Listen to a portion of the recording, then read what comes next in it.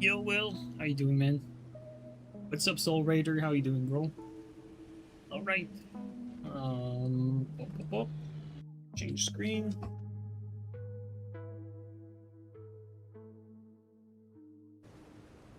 All right.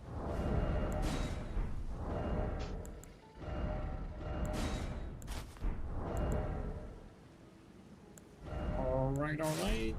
This here.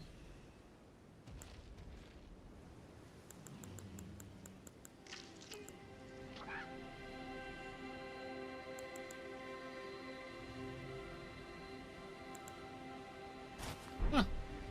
The cute gloves, eh? We're gonna do that, though. This gives 35, 35, 34.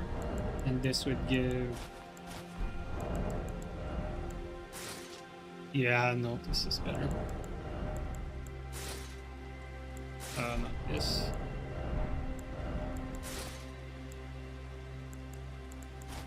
Something like that. Yo, what's up, guys? Yo, Soul Raider, thank you so much for the bits, man. Yeah, off the rip, thanks a lot, dude. So today we're optimizing what we were doing last stream. So like last stream we kind of went over the edge and did the gravitational missile with like 97 intelligence, like all offense. Now we're retrying this, but a little different. Like now we're gonna try like a more balanced version of this.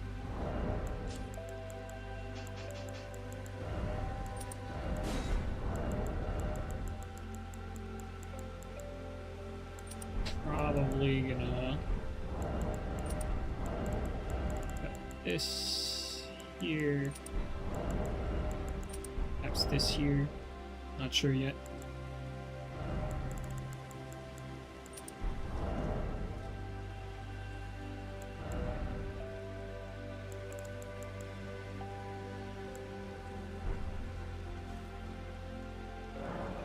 So the Hollow Slayer, yeah. I did. I mean, not that it really matters, like...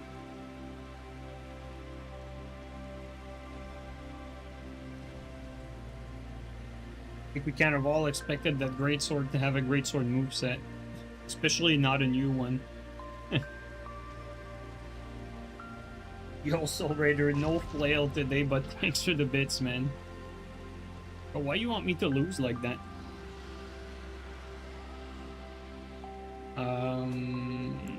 Where are they? We need the staffs. I need a crossbow. I need a bone bow. A great bow.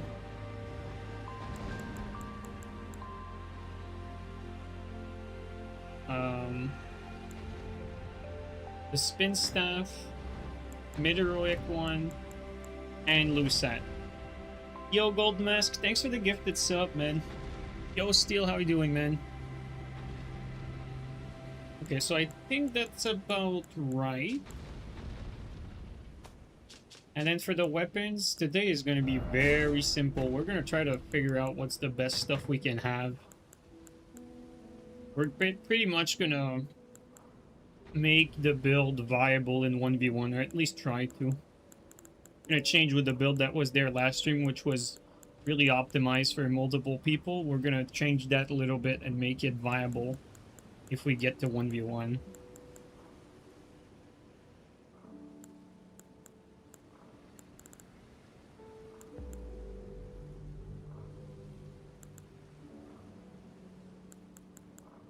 And to be quite honest, double check everything. What's my...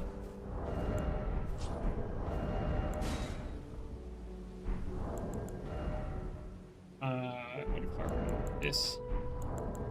Yeah, my dexterity will be at 13 plus 5, so it will be at 18. Dexterity will be at 18. That opens up a lot of possibilities. Our strength will be at 14.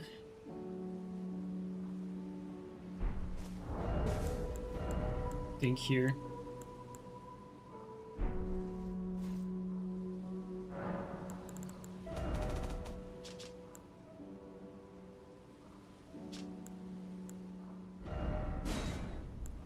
We're gonna grab those. We're gonna make a mini inventory again. Grab this here. Don't think I'll be using straight swords. Oh yeah, the mace. That's what I wanted. I'm gonna grab my lady just in case.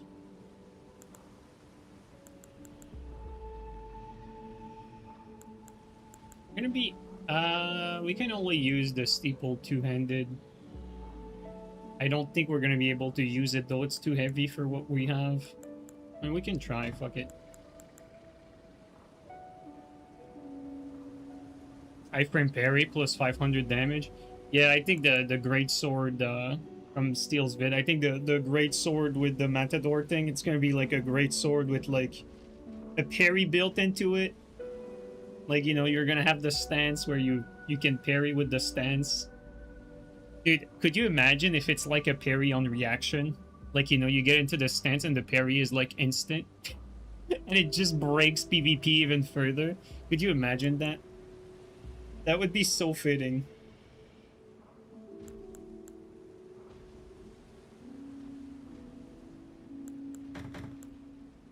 Last one extra cancer? Yeah. That'd be kind of funny, honestly.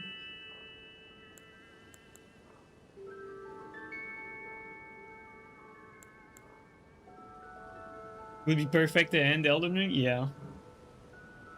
The energy I'm putting into the universe is not helping. Thanks, Plant.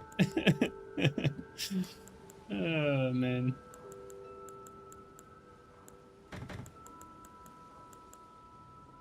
Okay, 10, 18, that's... Maybe, maybe not. I'm not too sure, actually.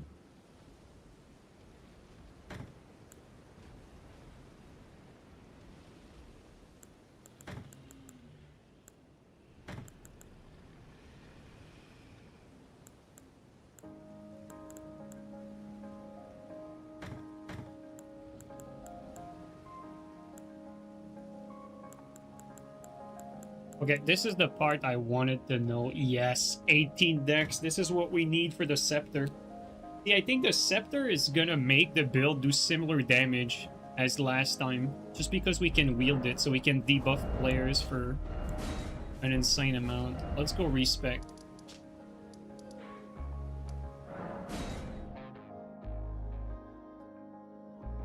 PS2 will never get the remake it deserves. Dark Souls, I think... If they do a remake right now, I mean, I think Dark Souls 1 should get the remake, but they did the remaster, so I don't think it's happening. Dark Souls 3 is not old enough. Like, Dark Souls 3 looks just like Elden Ring. Like, there's barely, you know, there's barely any difference technology-wise between the two games, and it runs fine. Like, the problem is Dark Souls 3 does not need a remake at this time. Dark Souls 2, on the other hand, I think could be a good candidate for a remake.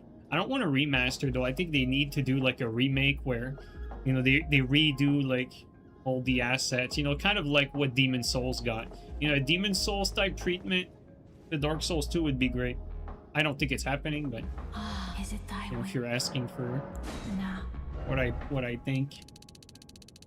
Okay, so here, this is where we scrape our points. We get 56 vigor, and we're gonna get the 58 with that ugly helmet. Gonna get 18 here. Our strength at minimum, our dex at minimum, intelligence all the way up to 80, but we're gonna have to level up further. My thanks for being born of my beloved. Any thoughts on AI, on Twitch streams being used for AI training unless you opt out? See, Chirico, I did not even know that. I'm pretty up to date with that sort of stuff, so that's actually so stupid that, you know, there's no way for you to know. Apparently that's a thing now. I'm gonna have to check my settings afterward, because the AI are not gonna get like more intelligent by watching streamers, but by watching me they are. That's the thing. You know, I don't want to lose my edge. Can't have the AI learn from me, otherwise they'll become too good too quickly. Like, you know, they can watch these Redditors all day long if they want.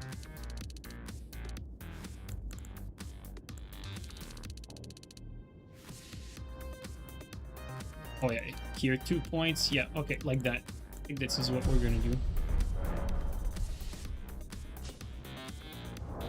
But whether you opt in or out, honestly, bro, like, Chico, I'm gonna be honest with you, they're already scraping the internet. Like, all the models, especially the Chinese one, they're already scraping everything that's on YouTube, Twitch, any platform, any social media without, like, anyone's permission. Like, it's the same thing for art. Like, you know, like, they scraped ArtStation, like, probably, like, 20, like, you know, I say 20 times, but they probably are scraping it, like, every minute, you know? I don't think opting out will change anything. Poison the data, I don't believe that's gonna really meaningfully change anything. But, I mean, I do think it sucks, but we don't have any control over that, so it is what it is. Okay, with that being said, here we got the sleep daily. For right now, I'm gonna opt for a different version of this. We can switch some talismans around depending on what we go for. Because technically what we're going to be going for is we're going to try like something like Ada and this. Where, like, you know, you have like running attacks and then you quick swap your Ada to like meteoric staff. And then you do the gravitational as a swap, and you have your melee weapon readily available. It's gonna be something we try. Like that. What is the next important spell? Oh yeah, of course it's gonna be the Shard. Shard has gotten us some kills last time.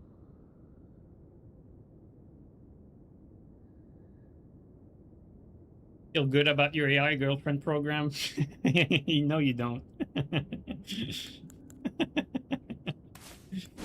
Oh, man. It's so stupid. Quite frankly, last time we really didn't use much.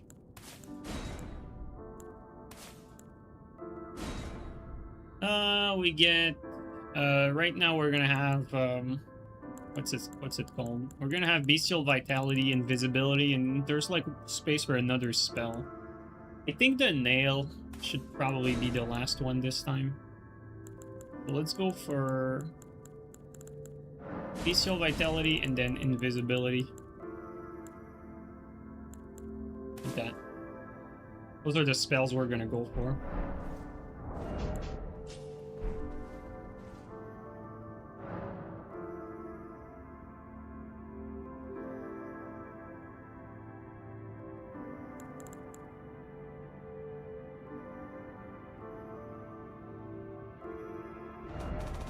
Okay, let me just check my inventory real quick. I might remove like all of this here. I'll remove all of that.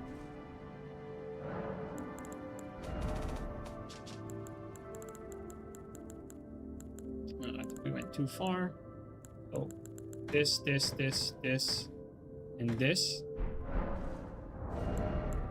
And there you go, that lines up perfectly. This is gonna be the start of our inventory here. Johnny Mango, thanks for the Twitch Prime sub, dude. Really appreciate that. Give me one sec, guys.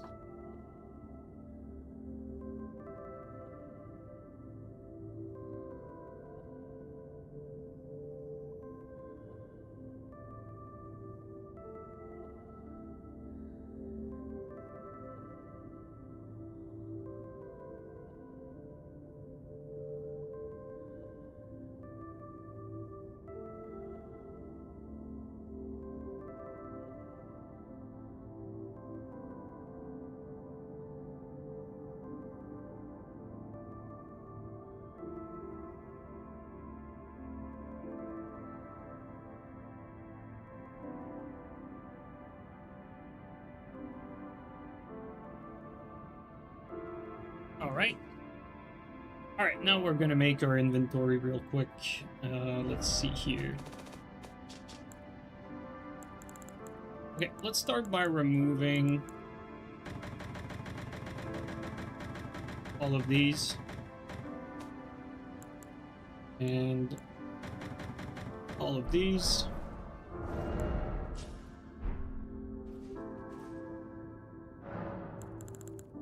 We're gonna start by changing the ash for this. Like that. Put one temporary weapon here. And then we start the inventory. Okay. So the question is going to be, what do we base the inventory around? I was thinking Pada, but I don't think I'm gonna base it. I'm gonna base it off of Pada. I think I'm gonna base it off of Starfist. I'm gonna try Starfist because Starfist does good damage. Pada, not so sure. Yeah, we're gonna go with Starfist. I got two of these. Or actually, I'm gonna have a lot of stuff to get in there. No, it's not too bad. Okay, let's go with the two Padas. We're gonna start two Padas to start with. No quick swap. Gonna go with a bone bow, a spread crossbow, and a golem great bow. Let's put in 3 temporary weapons that are going to represent these over here. Now 2 more weapons. We're going to go for more meta stuff, so let's grab 2 Shamshir here. Now our upward tick swap, or actually, no, there is going to be our staffs. No, it's not going to be our staffs, actually. Let's put that back. Okay, so we have this, our upward swap. Our upward swap is going to be... Actually, it's going to be based around... Yeah, it's going to be based around the... Going to be based around the staff. So our swaps are going to be like actual weapons, not the other way around. So what I think I'm going to do is I'm going to remove what I did there. I'm going to start this over. I'm going to start this over, rethink what we're going to do here. I think we're going to have Pada as a swap, Starfist as a swap, Dagger as a swap. Is there anything else that I want? Mate and Scepter. So we just have a bunch of different weapons that we can all swap to the staff. So 1, 2, 3, 4. That's good enough. Let's do that. Okay.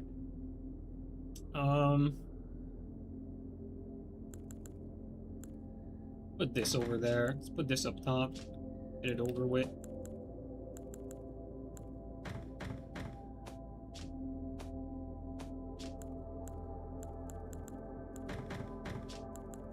Okay, put this here. Yo, Castle, how you doing, man?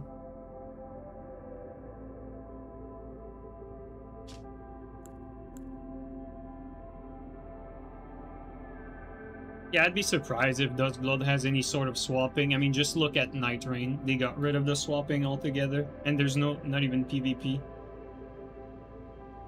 Yo, Goldmask, thanks for the gifted to Wall of That.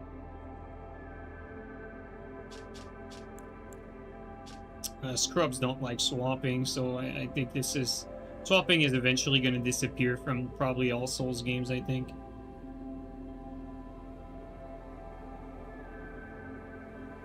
Reddit is winning one step at a time. They really are, though. They really are. Okay. What do I do here? Let's put 2 TS. you know, have them not too far. Put the scepter up there. And then 2 more weapons.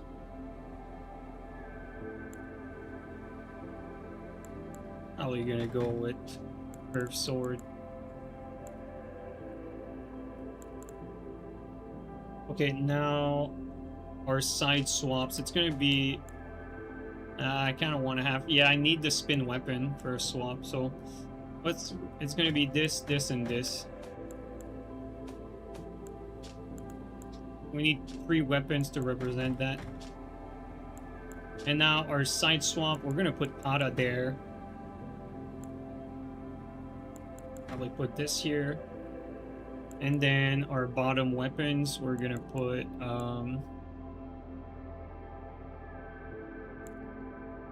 maybe this here. Or actually, let's put this here. And then we put Star Fists. Maybe the other Pada. The dagger. And then the bottom there, we're gonna put Star Fist again. Put like something like this. Technically, we only need 2 more weapons and we should be good. Hopefully I didn't forget anything. Now it's gonna be like, what do I want for these other weapons? But frankly, I don't really know. We're just gonna go for this here. Alright. Should be good. Now let's finish the inventory, remove the temporary weapons, and everything should line up. See what it looks like. Lines up perfectly. And this is what we got. Alright. Now we infuse and we're good.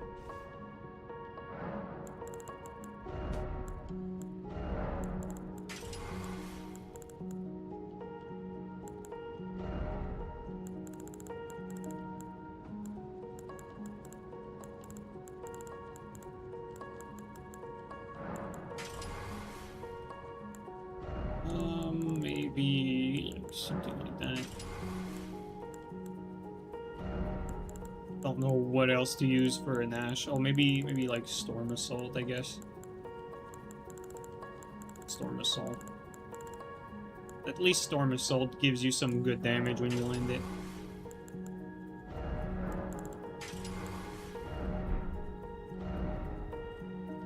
This one's spin. This one should be Sword Dance.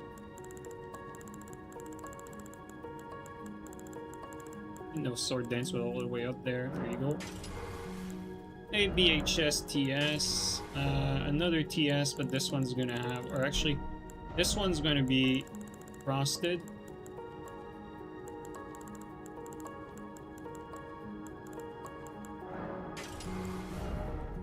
Or actually, not like this, more like this. And then this one...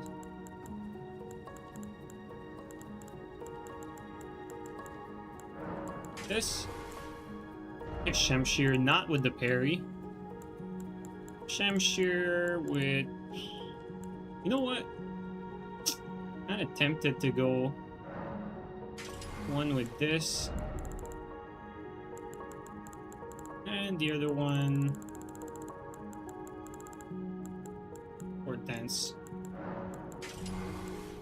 One Pada is going to be Ender.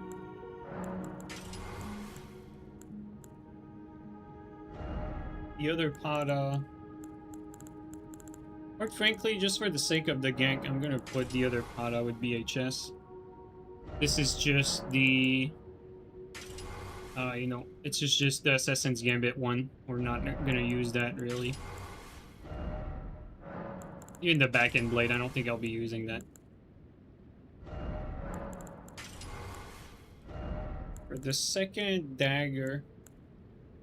I want to endure on it. That one with BHS. Maybe the other one with this.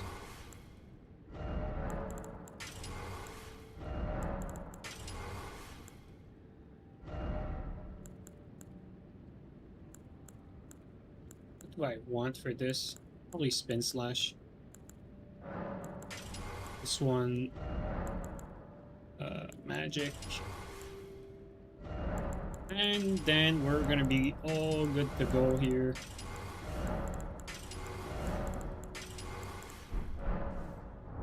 Alright, we got everything we need.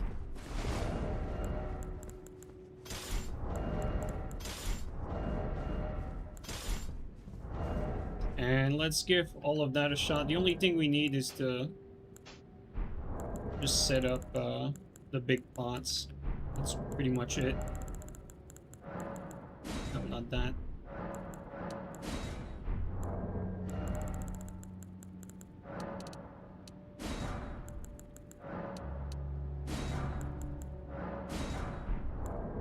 We have the big damaging one, the 2 followers, and the frost ones.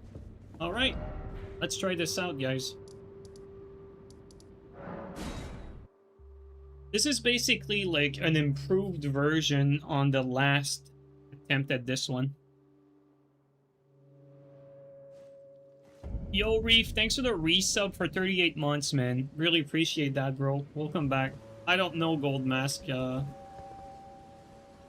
I don't know Solaire. I don't know, what's their reason for the no swap. I mean, you'd have to ask Reddit. Like, it's not immersive, I think it's the reason that they usually give. It's not immersive to pull a weapon out of your ass, but it's perfectly fine to soft swap. Not realistic to carry a whole inventory like that. Not the right person to ask, like, why they remove it.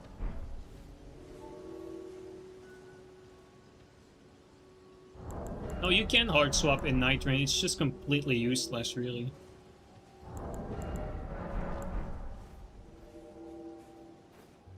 Like, you have 6 weapon slots. Like, you can swap in between them.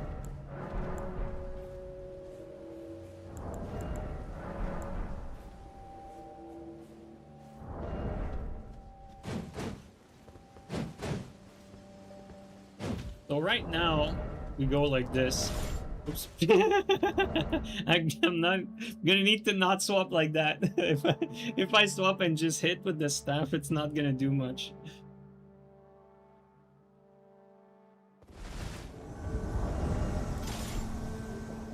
Two players. Oh, we forgot to change our physics.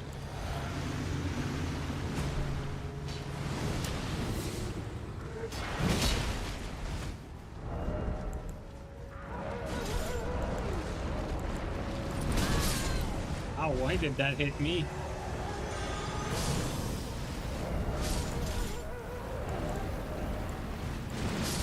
Lock on.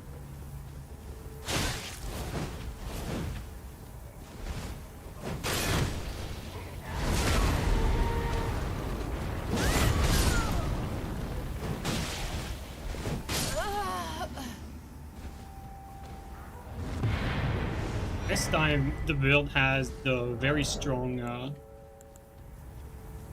what's it called? This time the build has the very strong gravitational missile, but I have some swaps available, though. You work spinning, yes, spinning staff is right there. I should have used spinning staff there at this very moment, but because the other guy was next to me, I felt like I was threatened. Like, you never really know when they're gonna attack or not. For this here, not sure which one I want.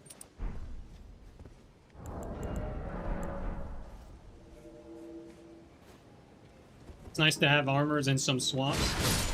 Yeah, I think this is gonna be a lot more balanced overall than what I had last time. And the damage might even be better. Oh, I forgot the physics again, though. The damage might be better because we have the Scepter of the All-Knowing as a swap to debuff people. So perhaps our damage is going to be even better. Because before last stream, we were not able to do that.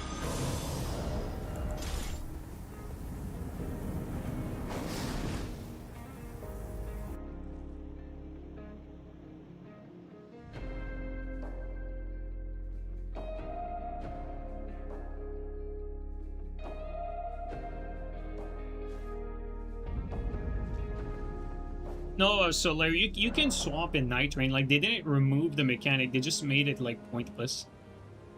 Like it's like slowly fading away. Like even Elden Ring compared to Dark Souls 3, like they limit when you can enter your menu like quite significantly. Mix of wondrous physic, magic. There you go.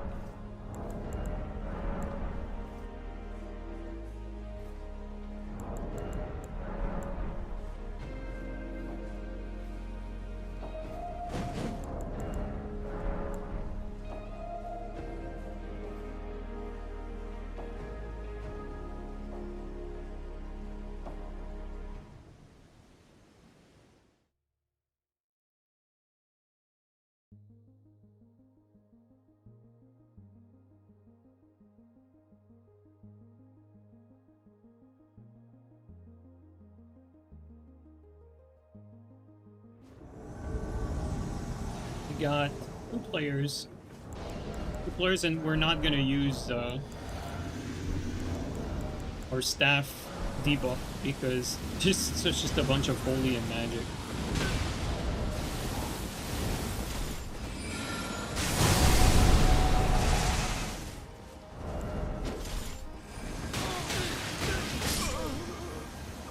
Bro, that swap is nasty, man. The spin weapon swap is basically like Flame Strike for magic builds. It really is. It's Flame Strike for magic builds. You'd think magic builds doesn't have Flame Strike, but it does. And it's a Flame Strike that does more damage than Flame Strike.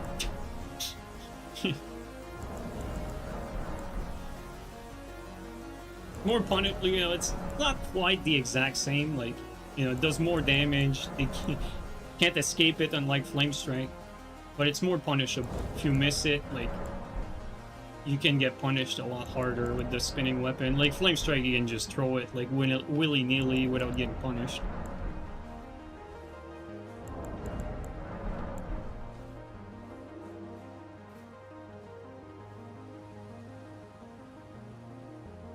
Ready for the Duskbloods? I'm quite curious, and quite frankly, the vid that Steel put out like a few hours ago, I think.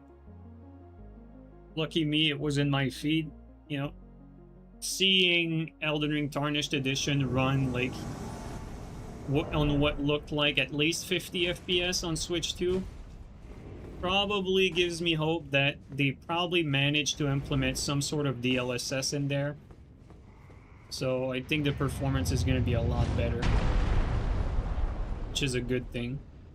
Got two players in there. Two players that we for sure don't want to be down there. This would be like a death sentence.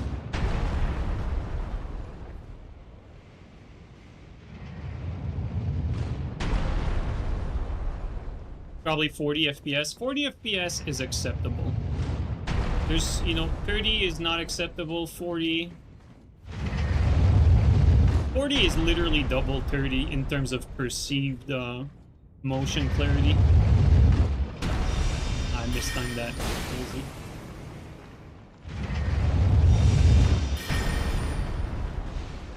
Misaimed that.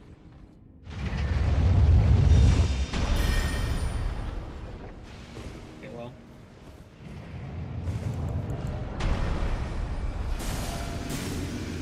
This is what I didn't want.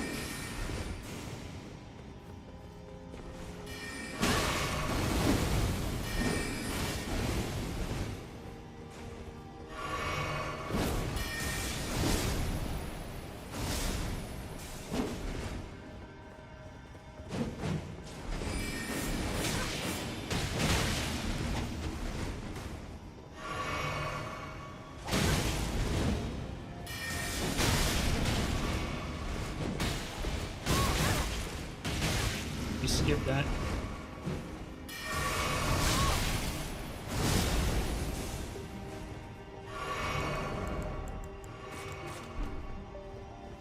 A bad situation. Let's move.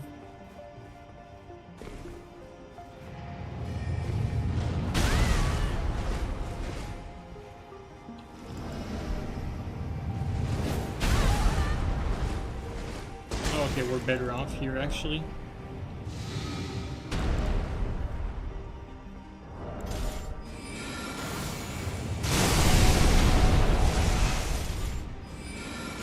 It probably went up.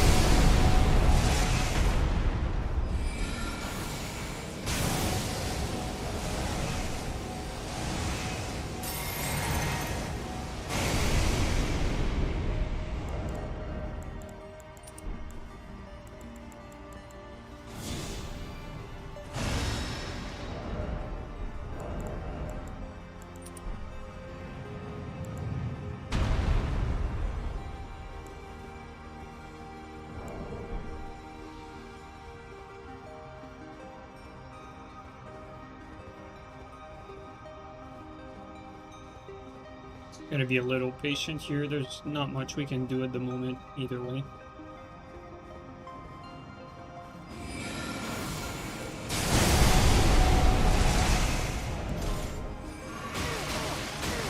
Nice.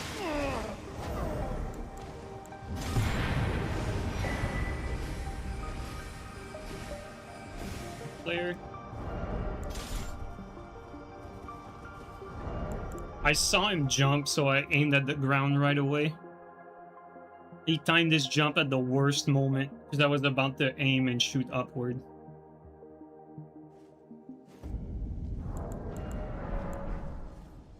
But yeah, as you saw there, the gravitational missile into spinning weapon as a punish is quite something.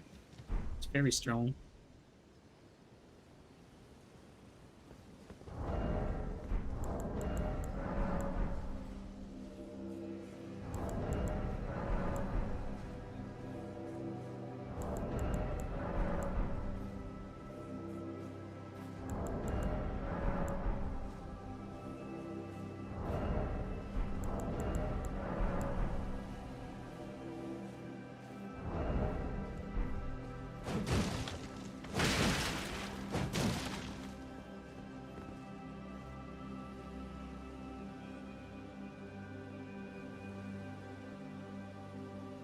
You have a 980 and you run AC6 at almost max setting. They have it in them to optimize. You have to keep in mind, like, Armored Core 6, I think you're right that it's definitely, like, Armored Core 6 had a lot of love from the team. There's no denying that.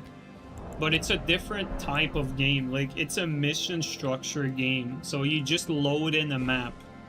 It is light years easier to optimize than open world type games like an Elden Ring or a Duskblood, where it's a massive map. Like, these are like small contained map for the most part. Even though they feel big for Armored Core, they're much smaller maps. It's nothing like an open world, so it is way easier to make it run well. So it's not really comparable in that sense. It's just not the same type of game. You looked at the new Ghost in the Shell? No, I know it exists, but I haven't looked at it.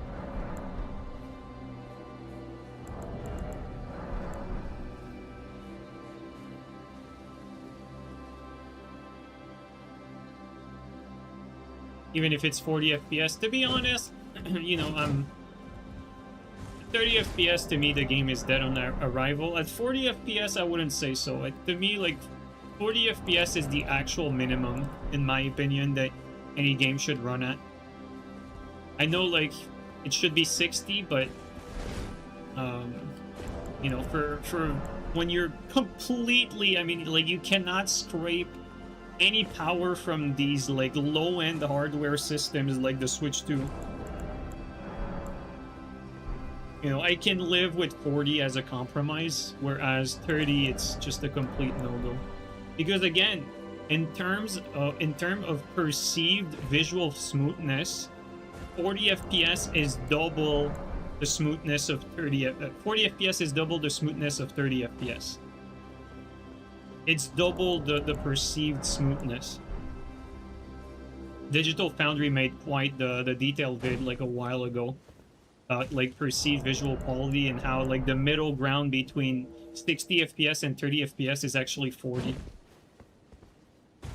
Even though, you know, like you look at the numbers, well, you'd be like, well, no, it should be 45. It's actually 40. I forgot the whole explanation behind it, but just trust me, bro. You can look it up if you don't.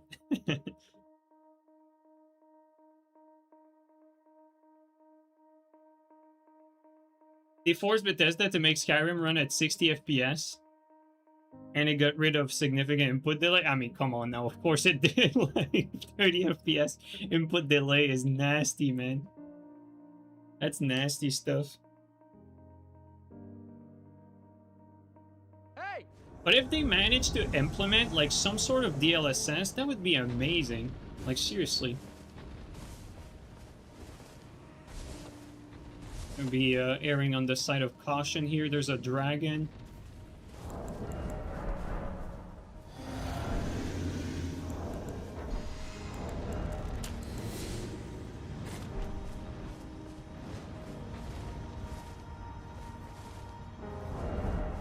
One tick up.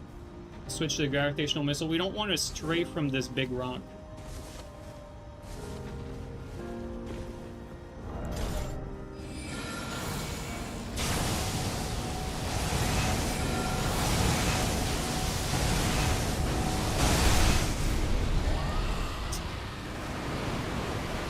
To abort the project. He got away. He got saved by his friend.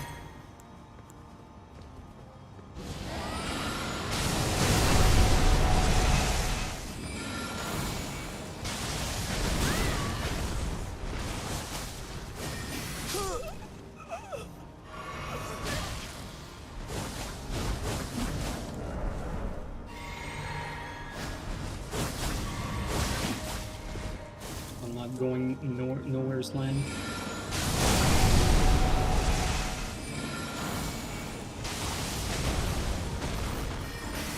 Of course.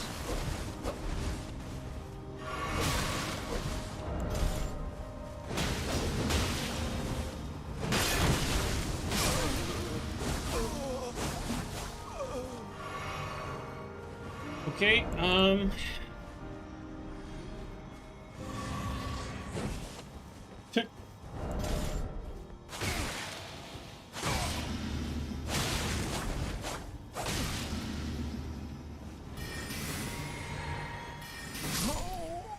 there you go. Perfect. We played that properly, guys. Like, we played that textbook how invasion should be played when you're outnumbered. Using a structure, any kind, as cover. Even though we're in the open world, we use this big rock, like, quite well. I mean, it's the small details like that that make the biggest difference. And also the build, obviously. Like, the build's important. Like, our build right now is quite nasty.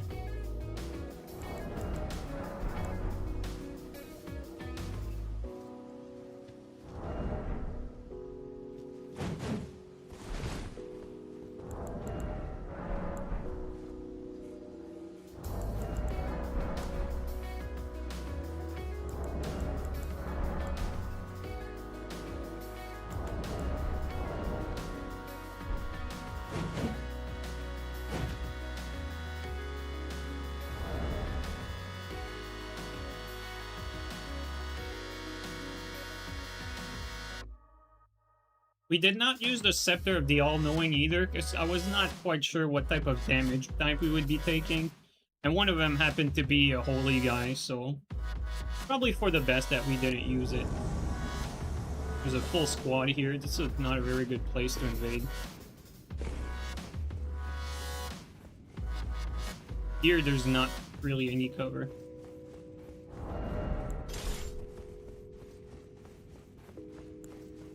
Okay, never mind. They went past the big corridor or tunnel.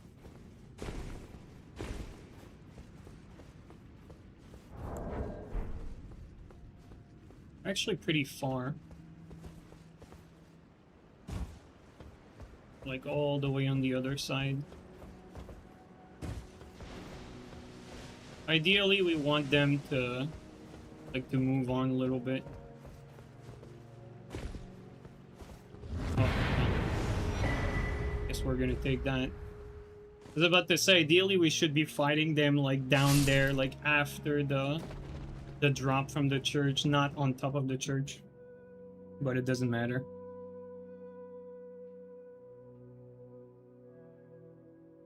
How come you don't use the better invasion range mod? Because I don't save it. Because I'm a morally superior person.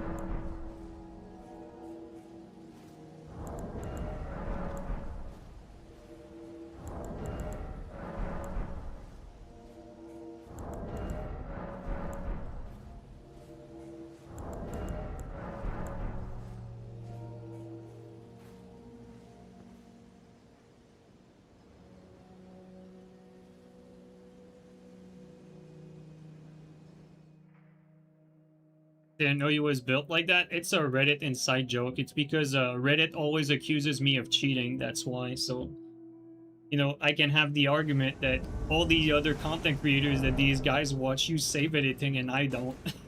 It's really just to have the, you know, the argument against these stupid Redditors. If I start doing it, I can't say that I'm clean anymore, you know? Like, Reddit is gonna have a point. Can't let Reddit have that.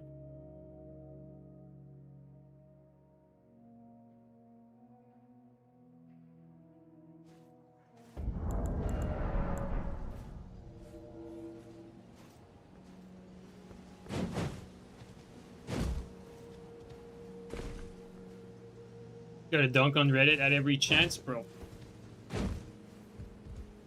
Like, Reddit is a, it's a hive mind, you know? Like, it's a state of being.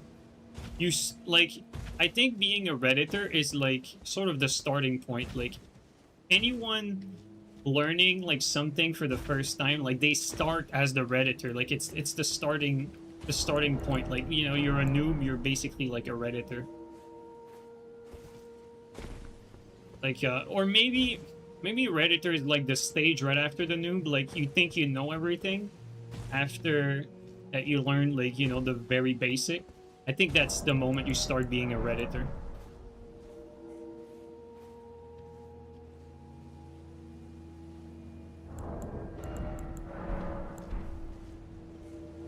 But for real though, like, you know, as far as like these games are concerned, when you get,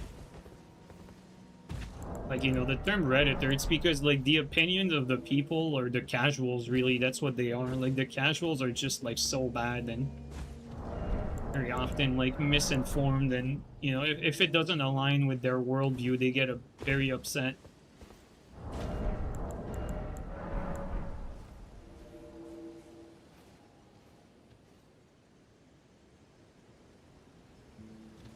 Like, you know, like they wish PvP gone. That's a big one because, quite frankly, it's very selfish, you know, like,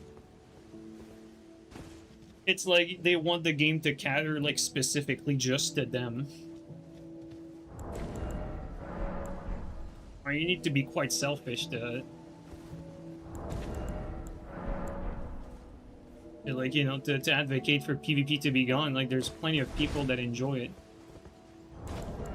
If you want PvP to be better implemented, though, if you don't want, like, you don't like invasions, that's perfectly fine, you know, like, it's perfectly, like, valid point. Maybe you don't want to be bothered when you're going through the game with your friend. I think it's definitely a valid argument. But wanting PvP gone altogether is just, like, you don't care because you don't do it. You don't care about other people. That's the truth here.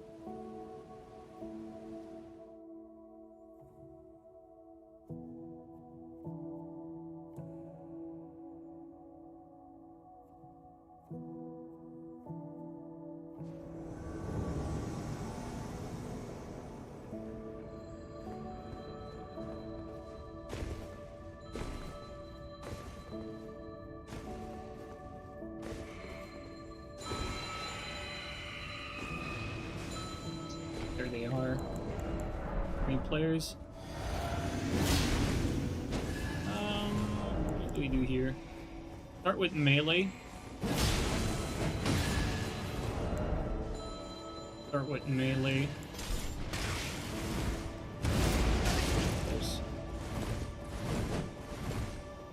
Start with melee and then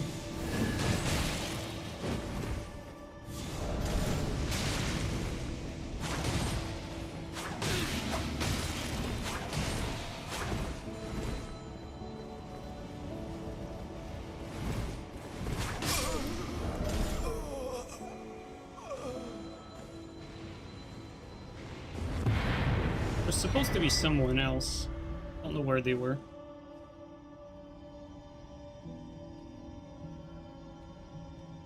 People say that dying to an invader is a day-ruining event. It's dude, it's like what's great though about From Software game is they really like. Miyazaki, like he knows what he's doing. Like he likes to fuck with people. Like he understands human psychology. He knows that it doesn't feel the same to die to a person than dying to, you know, just lines of code, like just an NPC or a boss or an enemy. He understands that it doesn't feel the same. He's kind of a troll. He is. He absolutely is. That's why I'm not too worried. I don't think PvP will really ever disappear because Miyazaki likes to fuck with people. He doesn't like to listen to all these Reddit scrubs, I don't think. I think they want to listen to the bulk of the community for improvements, but I don't think he wants to change his vision, though. That's just my interpretation, though. Like, you know, it's you could call it baseless.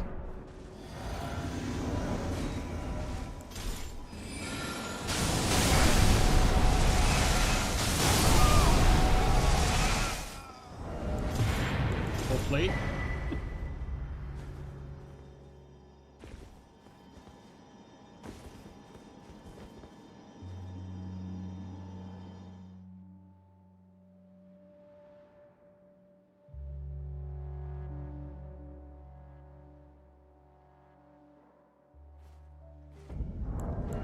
Got to recraft some big pots.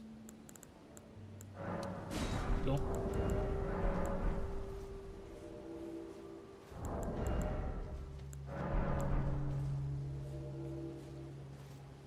So Gale was looking for Miyazaki all along. I wouldn't be surprised if at some point they make like a boss where it's one of these like fourth wall boss where like the boss is trying to get out of the game or get itself killed.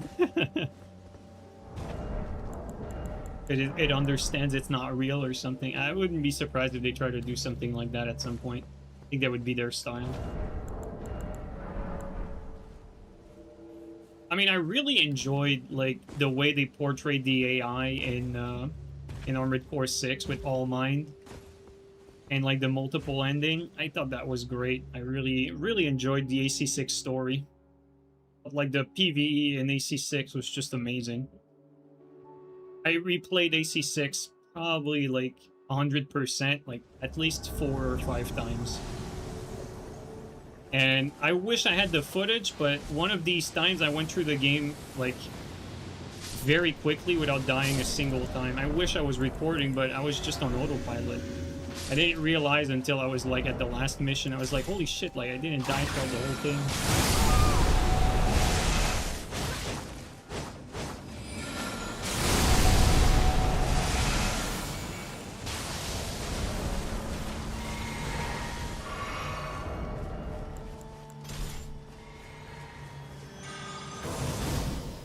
Just shy, buddy.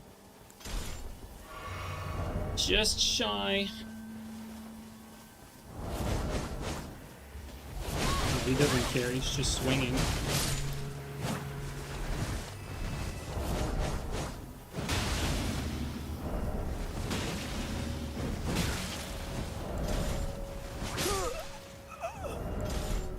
I was trying to, like, run up to him, mix things up, and go for, like, a spin staff swap, but the dude was just spamming, like, so. And there's really nothing you do against spamming, you just attack back, that's it. Like, the play against spammers is no mix-up. You just keep on attacking. That's it.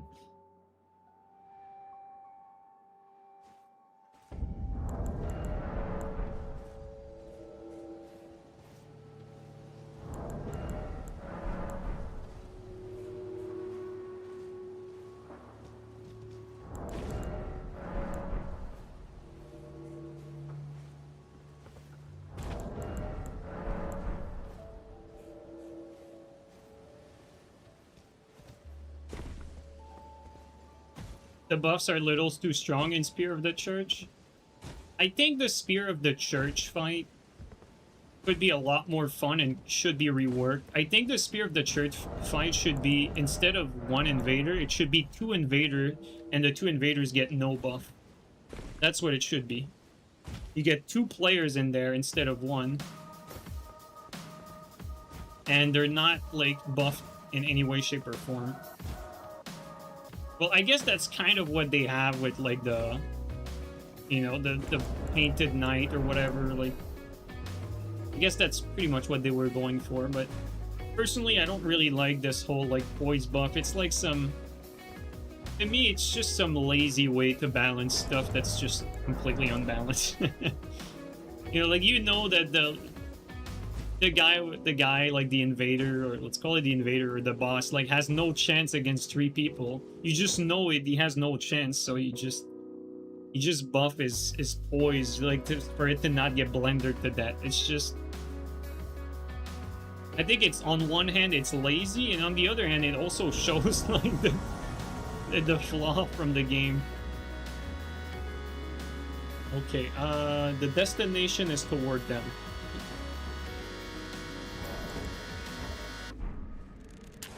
It's just 2 of them.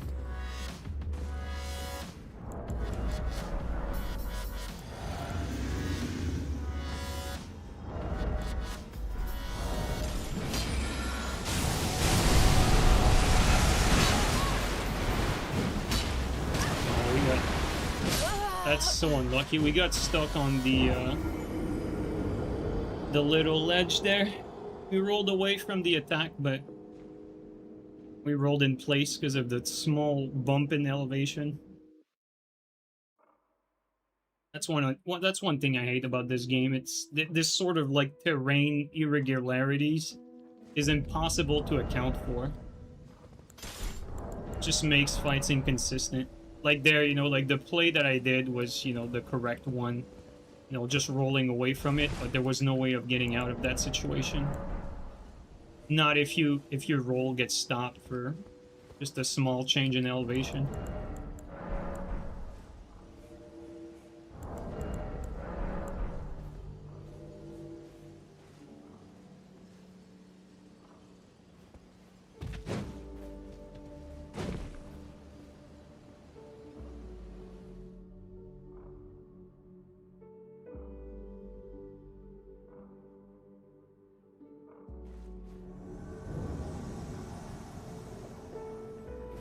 Just memorize the entire Elden Ring world. Well, back in Dark Souls 3, that was kind of like the argument, you know, like you can learn the map. In this game, you know, like even after all these years, no one really has ever played in every single area. Like, you know, like we've played in this map multiple times, but let's say we've never had a fight, like specifically like around these trees. You know, like these particular trees, we've never had a fight or like fighting around them. And so, like, let's say you're fighting over here, and then you back up, like, toward these trees, and you get stuck on them because they're invisible at certain angle. The host is dead.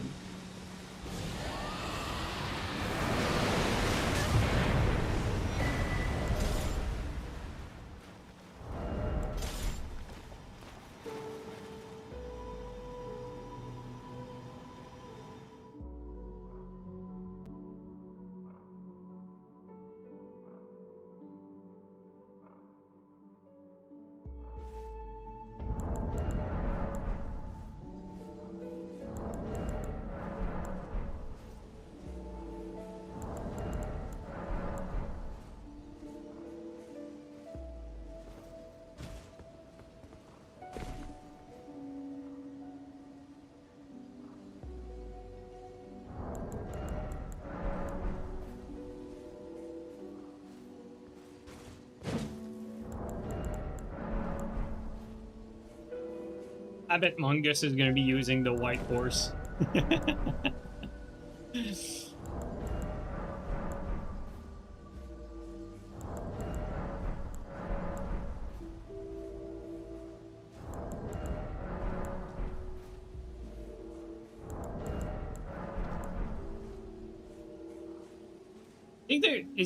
I think there's 3 horse skins, right? I think there's 3 of them. I forgot what they look like, though. I know there's a white one.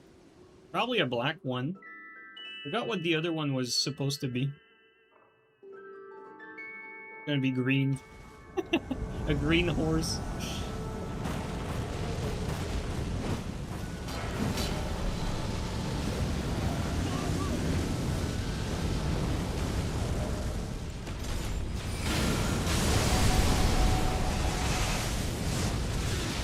He was aiming at me. He wasn't. It's an honest mistake.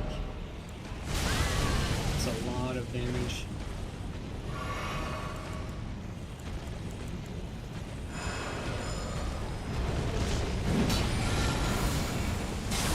Red. The red is gonna take one hell of a beating here if he's dead. We survived. We killed one, I think. Red was far enough. I don't know if we killed one or if the dragon killed one. But it's crazy the amount of effort that it takes to kill people normally, and the amount of effort it takes to kill people with gravitational missile in an invasion type scenario.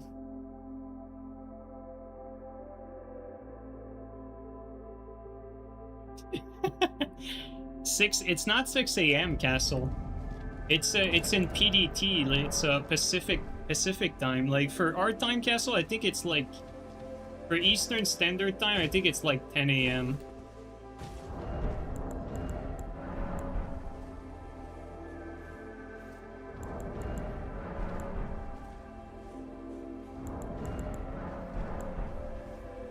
Unless you're in Cuba again. 3 a.m. PDT it says? I'm gonna have to check again. One sec. Pretty sure it was 10 a.m. but I can double check. No, you are right. 3 a.m. PDT. You're actually right. No, you're right. Well, fuck me then. Gonna have to wake up early.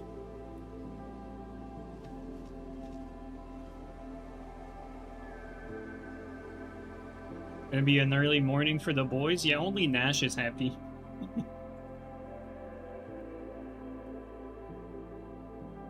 Friday morning's gonna be something. I hope you don't miss your doctor's appointment, Castle. If you know what I mean.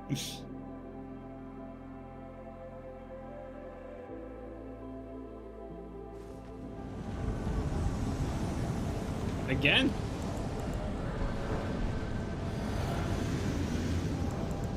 We got Reddit versus Reddit. And the host is dead.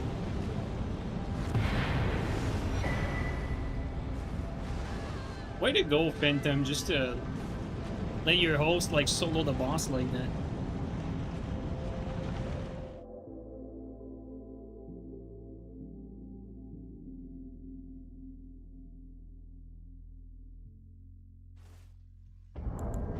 Reddit wins? They do actually. They did.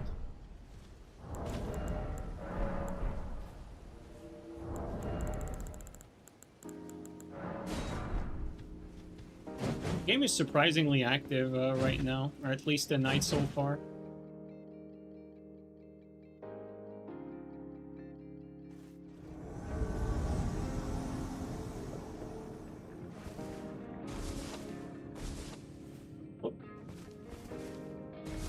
Says there's 3 people. I'm assuming there's probably a red in there.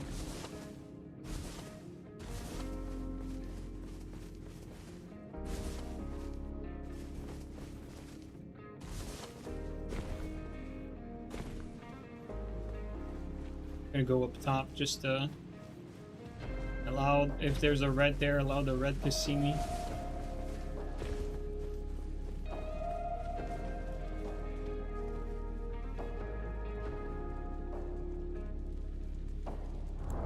Let's just double check, make sure there's not 3 of them.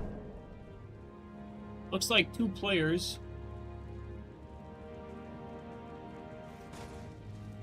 Yeah, there's supposed to be another person in there somewhere.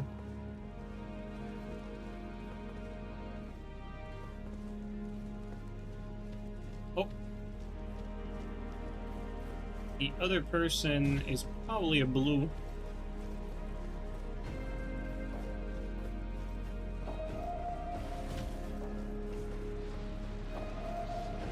No, it is a phantom.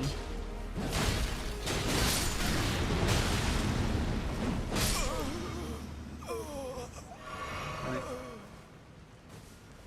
It was a third of a third player.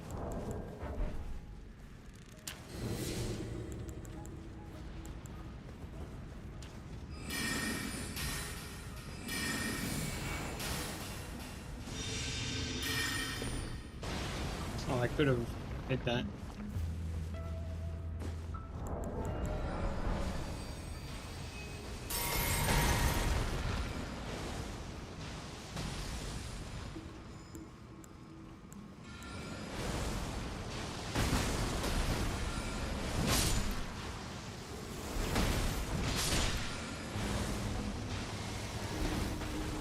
I'll wait for the right opportunity.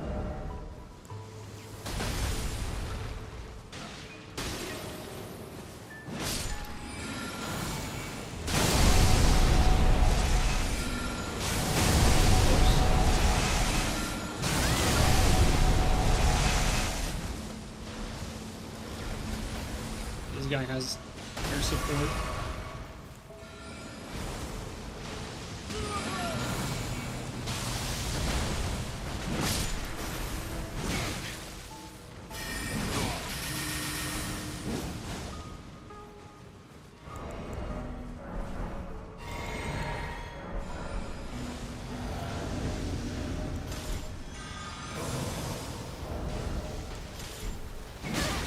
Nothing came out.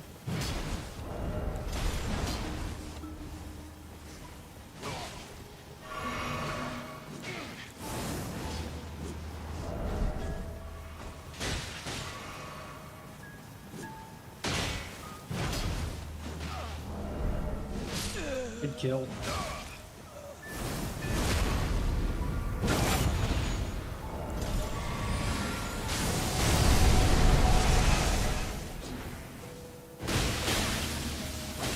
Elden Ring moment.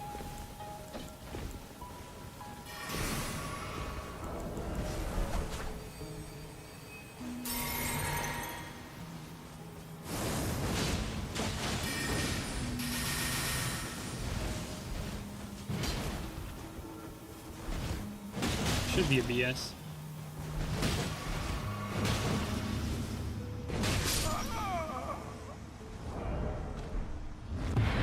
Wasn't paying attention to my blue bar there, that's my fault.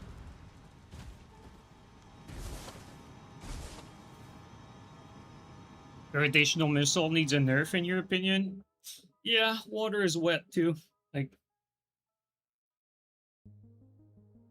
Like asking for a nerf at this stage of the game is like completely mute. Like as much as people complain about me calling out what's broken when the game is actually active and popular, like calling it out right now is completely useless and pointless.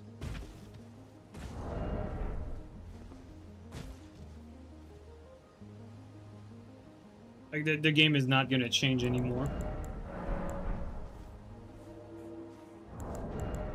Well, they nerfed every night? Well, it was never released yet.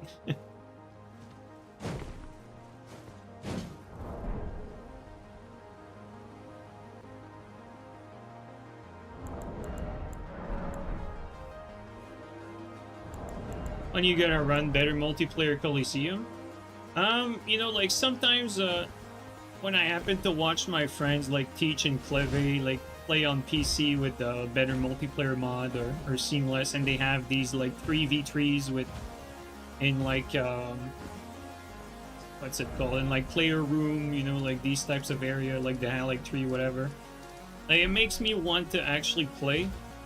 But then, you know, like when I actually get on to play Elden Ring, I'm like, holy shit, like Elden Ring's actually really bad PvP wise. Like there's absolutely no point in spending any amount of effort in this game more that's necessary for the content. And so I'm always like kind of jumping between the two. I'm like, oh, you know what, the PC looks kind of all right, and then I realize like, yeah, I mean the PvP is just like way too bad. There's just nothing that can be done with this game anymore. Like I think it's just better off to, you know, for me, like the way I see it is I just do the very minimum that's required of me to keep the channel alive and active. And until the next thing. Right now we're gonna have Duskblood soon. Hopefully this is actually a lot of fun. Hopefully. I mean, I'm not holding my breath, but you know, next thing is Duskblood. And then we're gonna see after that, but I guess for me, like, Elden Ring is just a waiting room for the next thing. Like, I really don't care a single bit about anything PvP. Like, I know some people like actually duels like out of their free will and out of their free time. Like, I can't bring myself to open this game like in my free time. Like, there's just no way. Like, if I'm not getting paid playing this game, I'm not playing this game. It's just that simple, man. You know.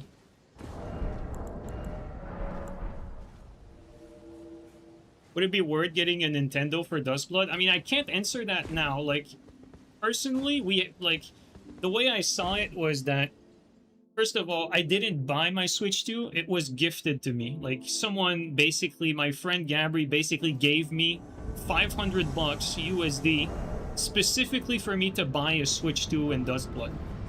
And so, like, I'm very grateful for that. But if it was not for him, I was not gonna buy a Switch 2 just like that. Like, my plan was to wait for gameplay and wait for people like Steel to play the network test and see what's up. If the game is like 60 FPS, it's a lot of fun and it's the next coming of Miyazaki, like, well, maybe we can work something out. Like, I might actually buy one, but, you know, from my perspective, before my friend basically donated the Switch 2, I was not gonna get one. That's just the way I saw things.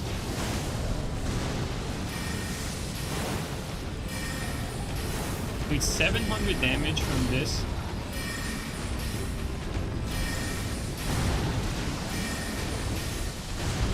That's quite nasty.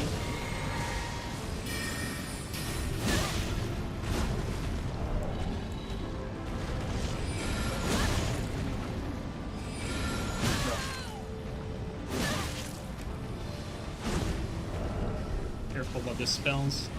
Careful about not running off.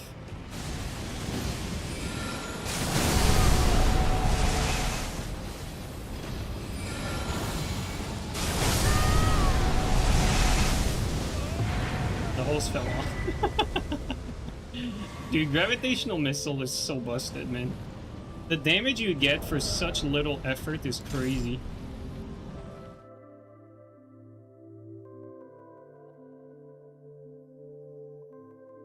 Play some other games, dude. We're not just fans, we're your friends. Bro. I mean, I'm gonna play other games. There's nothing that interests me right now. Like, don't get me wrong. Like, I don't plan on playing Elden Ring forever. It's just like right now, there's nothing that interests me. I was slightly interested in Mistfall, but the more, you know, the more time goes by, the more I feel like, I don't think I'll like it. It's not. I like the idea. The game is very ugly and generic. I have a hard time like playing ugly games. It looks interesting. I probably would have tried it if it was free, but it's just slight. Like, I probably would have played it too if Duskblood was not around the corner. Like, the fact that Duskblood like comes out in like, you know, like a week from now, like the network test, I think it's pointless to get into Mistfall now. It's just the timing is just bad. So I know myself, like, I'm not just gonna try like Mistfall. Like, if I play it, I'm gonna try to get good at it and like commit to it. And quite frankly, I don't think it's the right game to do that. I don't think so.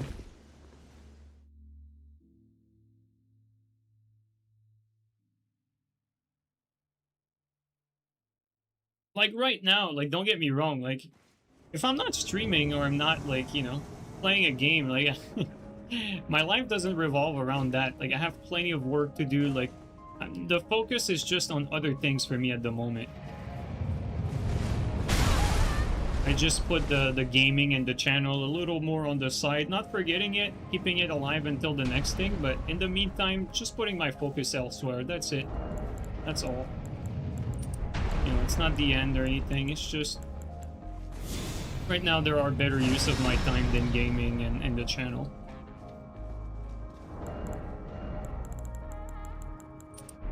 When we get a really good game that, you know, it's gonna feel nice to to commit to, well, let's go. We're gonna do that. Camera moment.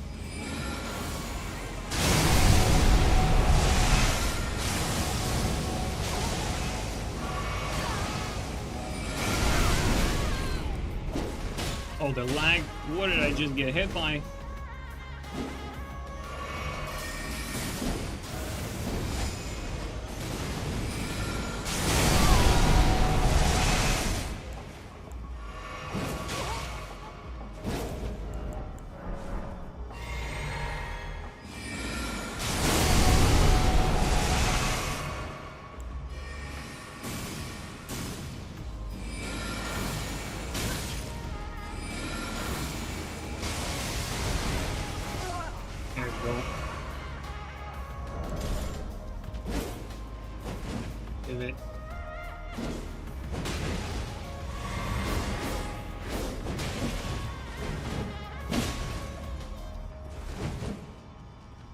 Oh, the lag there.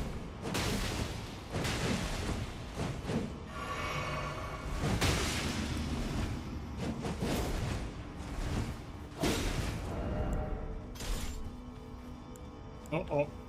Lagging or he's lagging. Either he's lagging or he DC'd, but his connection was so bad that I wouldn't be surprised if his net just shit itself.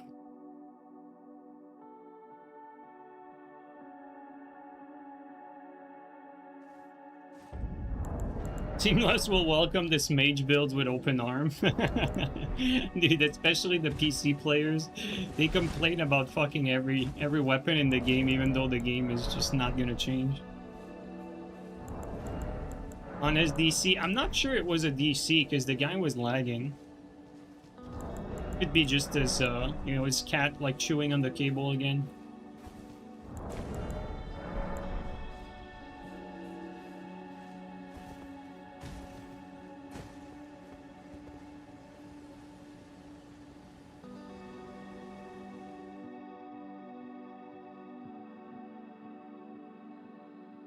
Or maybe mom just putting the the frying pan like right on the router, create a Faraday cage, and it just killed the connection. Not sure why she would do that though. That's the $1,000,000 question.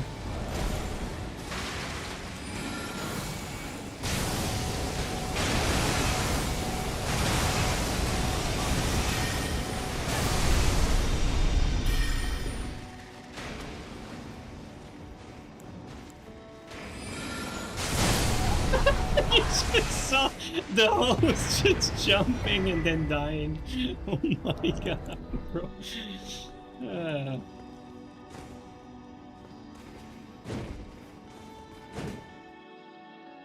You have any interest in offline mode for Souls games like Wuchan, Lies of P? I do have interest for offline modes, but not the ones that you mentioned. Like, for instance, the last game that I beat offline, I did like, let's say, I don't want to say recently because it's probably been like, I think it was like last winter. But the last time I played like a single player was, or let's say the last time I finished a single player was I played Skyrim. Like a challenge run that I did just for myself, for my own enjoyment. I did it off stream. I did it, with a bunch of rules that I just set for myself. It was a permadeath run for Skyrim on the vanilla game with legendary difficulty, survival mode, no legendary skills, unofficial patch to prevent like any sort of glitch exploit, and also what was the last one? Oh yeah, and unpause, so you can't pause the game and just like drink a bunch of potion when you're about to die. It took me many tries. Like I tried that run like many times over the years, like that specific run, and I basically did it this year, completed it. Like I beat Mirak, did the DLC, and then I beat you know, the main quest line with Alduin. The run almost finished like at the very end, because I got Fusrodot off a cliff at the end in the last dungeon right before Alduin. but I was wearing a full set of heavy armor with the perk to take less damage from fall damage, and I also had my potions on my my quick hotkey. And so in Skyrim you can drink potions midair, and my potions that I had, since I was at the end of the game, like my potions didn't just heal me, they also increased my health bar, or my health, by like 100 points or so. And so like the fact that I drank the potion midair and that I had the perk basically is what allowed me to survive that fall with a sliver of health. And so the run almost ended, but it was quite clutch. And what's crazy is, because I was at a point in the game where my gear was really like overkill at this point in the game, because even though I fixed and patched all the crafting loops, you can still, in the vanilla game, without any glitch or exploit, you can still reach absolutely insane amount of damage in Skyrim without any exploit whatsoever or any loop. And, you know, if you utilize the black books from the DLC, you can get some pretty insane damage. And so my armor and my damage was very high, and it was just a matter of playing, like, smart and safe. And so for most of the run, I actually did not even wear a helmet. I was wearing a circlet just to, you know, just to show off. You know, it's my own run. I can do whatever I want. And so I'm lucky that at the very end, I actually happened to have the helmet for, like, one of the rare times I did throughout the run, and it actually saved me. I'd say that the biggest thing about a run like that, it's not so much as it's hard in terms of skill. It's more like a massive knowledge check and a massive patience check. It's like you have to know what you need to do in order to beat the run. Otherwise, it's going to feel impossible. Like, you need to know everything you need to do in order. And so, like, if you just go out in the open world and try to get gear, like, from the get-go, like, you're gonna get shredded. Because legendary difficulty, like, everything is too spongy and everything can kill you too quickly. And, you know, you can get animation skipped by, like, dragon grabs and shit like that. So it's, like, what I mean by that, it's like, if a dragon, like, happens to attack while you're in his range, you instantly get into a death animation without you being able to do anything. And so, like, you need to be wary of that stuff and prepare in advance. Like, you need to use everything at your disposal. So the play was for that run and all the attempts prior to that, it's basically you max out your character before ever engaging in combat. So you use the economy of Skyrim to, like, use the carts, go from city to city, buy stuff, sell stuff, make potions, you know, like, sell enchantments, and you just do that. And, you know, it takes, like, it took me about 2 days, you know, probably in playtime, just to play, like, the quote-unquote economy game. And I did that, like, multiple times, and I had to start over from the very, very start every time I died. And like I said, I tried this run, like, multiple times over the years. Like, I tried it multiple times, but it takes so long to do that you know, if you die a few times, you kind of give up on it for a while. But I'm happy I did it. I finally beat Skyrim deathless, permadeath, you know, like, with the whole without really using any exploit, and also using only a two-handed greatsword with some shouts. And probably, did I use spells? I don't even think I really used spells other than maybe healing. But, like, no bow cheese, no sneak archer, nothing like that, just two-hander. In fact, I used the steel greatsword for the entire playthrough, like the true steel greatsword. And it's funny because at the end of the game, like, you look at all your gear, the damage difference, if you're, like, maxed out and everything, is quite minuscule between a steel greatsword and a dragon bones greatsword. Like, the damage difference is really not that much.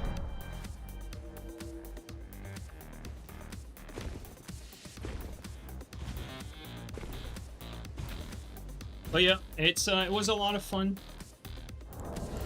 I really enjoyed it, and I think I enjoyed it even more, the fact that I did it, like, just for my own enjoyment, not, like, have it be content. It's just for myself, you know, just to enjoy it, because I really like Skyrim. So you ask me about if I enjoy offline, like, PvE stuff, well, there you go. I enjoy it so much that I dedicated, like, a lot of my time just for this specific run, because I liked it. And I enjoyed it.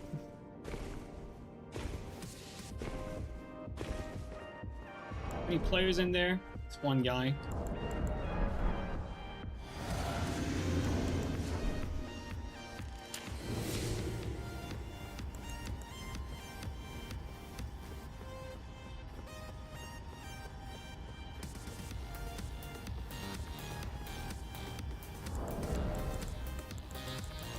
All right, buddy.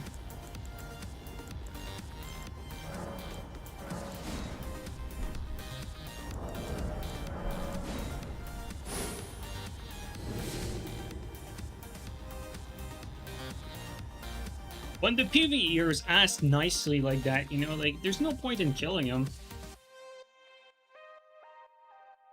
You know, if they submit, you know, a great ruler accepts when his subordinate submits. I'm just making shit up. Dude, that's like a fucking Reddit speaking, man. No, it's just pointless to kill them because it's, you know, they're not gonna be able to do anything anyway. Might as well just leave them be. Tried to make some Reddit type joke, but I can't get into that type of character, guys. Not anymore.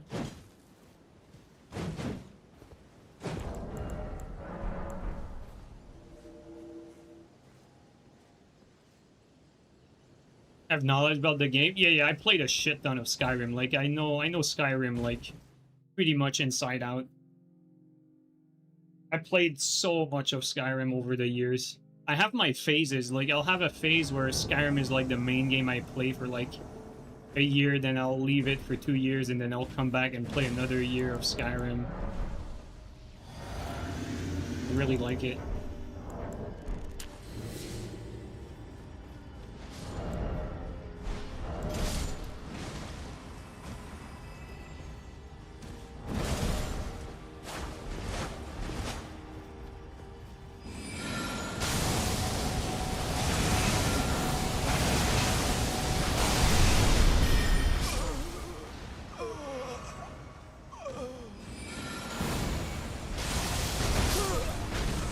Brutal, man. Dude, the spell casting is so brutal. Like, it takes absolutely no skill, and it makes a lot of invasions that would be extremely difficult, like, dumb easy.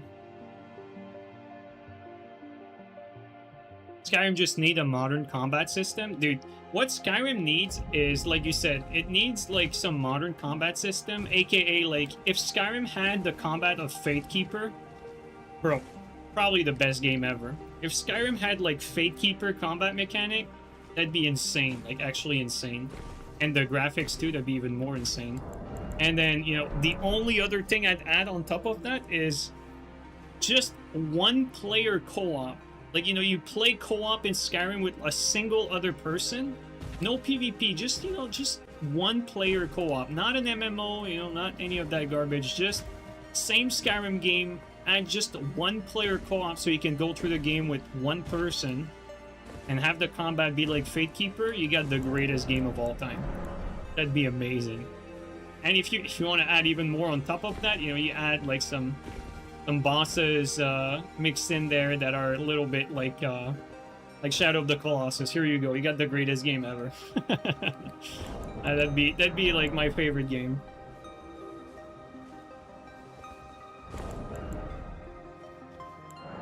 Chivalry and Dark and Darker have combat that's pretty modern. I've seen a lot of video of Chivalry. At least the second one. I don't know about the first one, but the second one looks very interesting. I think I would have liked it. Now I think I'm too late to get into it. Like, I missed the boat. And a lot of players, like, have played these types of games for years, you know, just like I've played Souls for years. Like, you can't expect someone who's never played Souls and went from Chivalry to be good at Souls. I think I should be expecting the same thing the other way around. Like, it would take a long time to get good at it. But if there's ever, like, another game like that that has, like, a new type of combat, I think I could get into it if it looks good. Dark and Darker, I don't think I'd call the combat modern. It wasn't bad, though. Like, I played a lot of the network... Not the network test, the open betas, I think that's what they called them. Played with Steel and Lost, and we had a ton of fun. And Mungus as well. Like, we played, like, in party, and we had a ton of fun with Dark and Darker, and then they changed it afterward, and it was really never the same. Like, they changed the structure of the game. Like, people could extract at any time. It made the game, like, completely awful. Like, there was no more, like, just a bunch of PvP, like, at the end of the game, where everyone was, like, getting gathered into a small circle, and it was just like a massive shit show at the end of every match. That's what was fun about it. That was like the main thing about Dark and Darker, was that final moment where you get like 4 teams clustered into one circle, and then it's just a big free-for-all. That was the fun of it. But now, like, you know, with these extractions game where you just, oh, you know, like, I got my little gear, I'm just gonna extract right now, you know, I've only been in this for like a minute. Like, fuck that. That's just way too boring. It feels like pointless. Like, it feels like it misses the point of the genre, in my opinion. Like, don't get me wrong, like, it's called PvPvE, but it's really a PvP-focused thing. Like, this whole PvPvE is a PvP-focused mode. The PvE is there, like, as stage hazard, really. It's stage hazard for PvP. Like, don't get me wrong, I like PvE, but it's misleading because people think the PvE is as important in this sort of stuff. It's really, like, just a stage hazard at the end of the day. You want the focus to be on the PvP stuff. You know, if you want PvE, there's plenty of other types of modes where you have like co-op and that sort of stuff that are just way more compelling than like the sort of extraction genre. Extraction genre is really catered for PvP, in my opinion. And quite frankly, PvEers really usually don't like extraction games. They're fed up of it because they know that it's really about PvP. It's not really about PvE.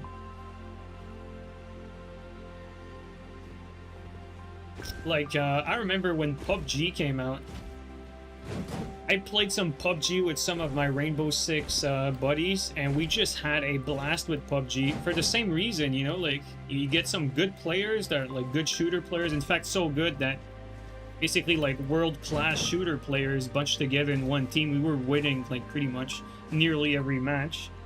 And it was always these final circles where you get a bunch of team clustered together. That's what was fun about the PUBG experience. And I'd say PUBG because it was really, like, to me, I think it was the first, like, extraction game that I've played, like, for this, really, like, this genre of game. And I really enjoyed it. And I felt like Dark and Darker, when it came out, like, sort of captured that experience that I had with PUBG, but obviously with a little more different setting, you know, with the melee combat. I will say, though, you know, Dark and Darker was definitely way more about, you know, gear and knowledge and, gear knowledge and, let's say, minimal skill compared to a lot of other melee games. The combat was very simplistic. Very fun, but very simplistic.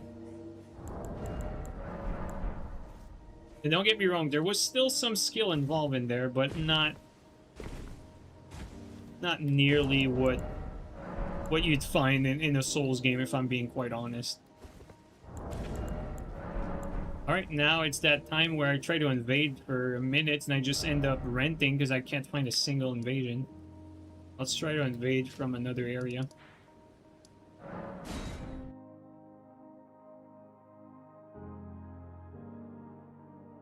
Dark and Darker skipped the downhill and went straight directly to the void. I think Dark and Darker were onto something, though. I think you know, like, I see Dark and Darker sort of like what For Honor was at launch. Like, For Honor had something, you know, like I say For Honor because I have some experience with it. When For Honor came out, I played again with some of my Rainbow Six buddies. We played tournaments in For Honor. Won 5 Major League Gaming tournaments in For Honor in the first month of release, and I really enjoyed the game, but I felt like it had a lot of issues. And ultimately, I ended up leaving the game because I did not believe they would get fixed. I didn't believe in Ubisoft at that time.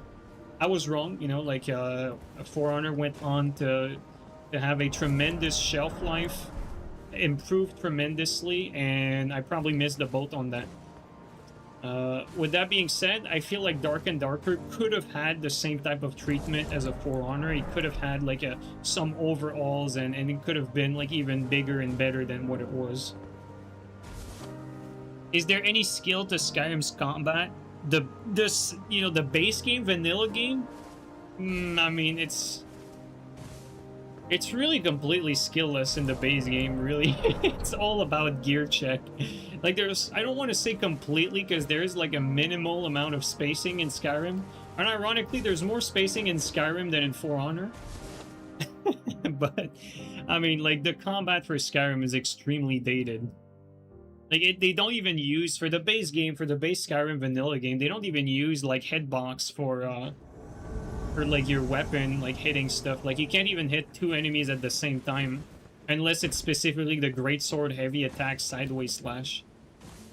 And that's I mean, that's a clear, like, you know, it's just showing its age, really. All there is to that.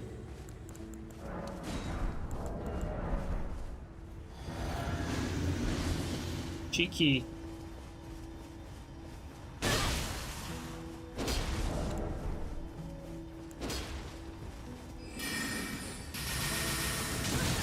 Bro, he took so much damage. And he doesn't have the poise.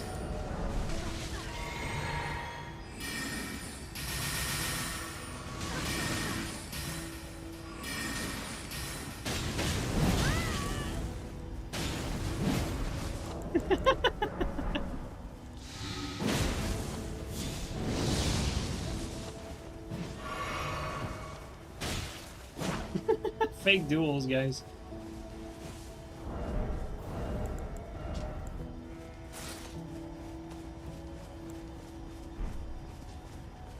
Can't do that. I have to stick with this, even with the madness. It's quite dangerous. Have to probably move around a little bit, just stall a bit.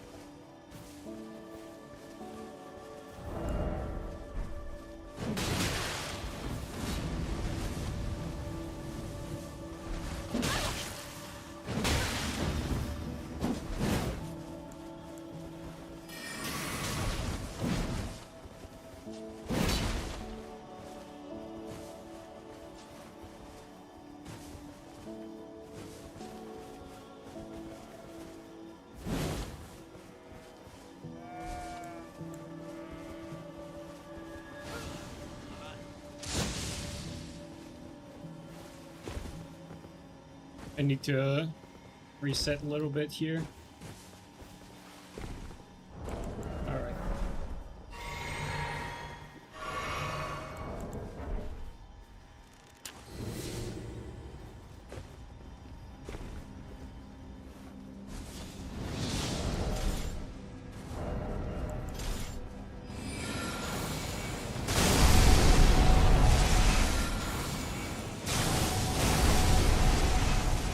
The moment they decided to not follow. Unfortunate.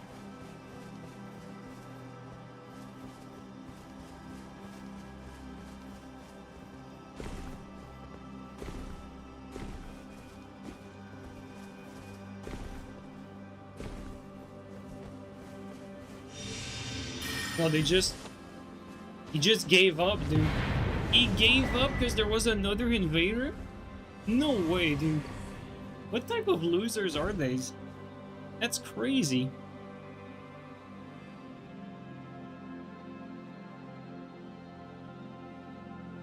You can't dodge with movement or block in Skyrim.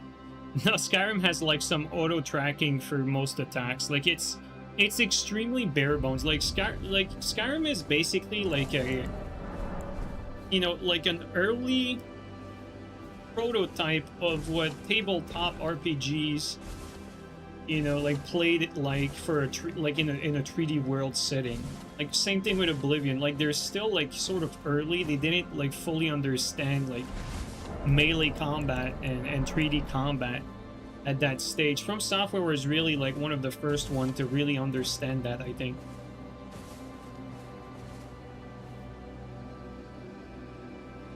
Fake duels into give up? Yeah, pretty much.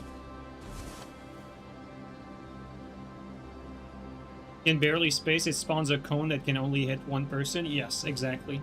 I mean, you can fix that with mods, though. When I did my, you know, my permanent run for Skyrim, I didn't use any mod that altered how the game is played, aside from what I mentioned, like unofficial patch to fix the glitches, you know, like unpause menus to unpause the menu to prevent cheesing, but nothing that changed the gameplay in any way, shape, or form. Just like bug fixes and limitations that prevent like exploits that would make the challenge pointless. Because if you just do it in the base vanilla game, like it's very easy to use the crafting loop to create like a ring that makes you immortal, and then, you know, there you go, the run's done.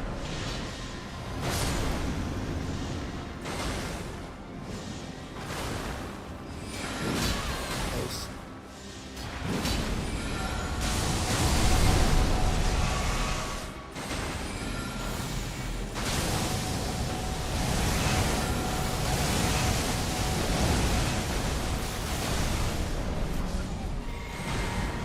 Blue in there.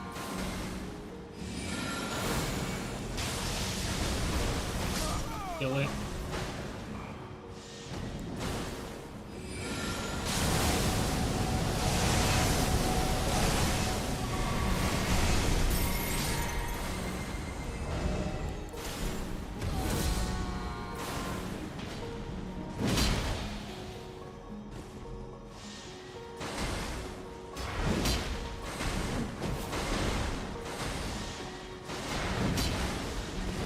Close.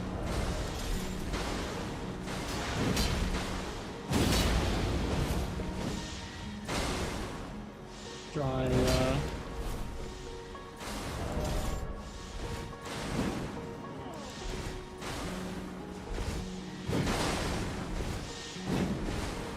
something here. Oh. What about that?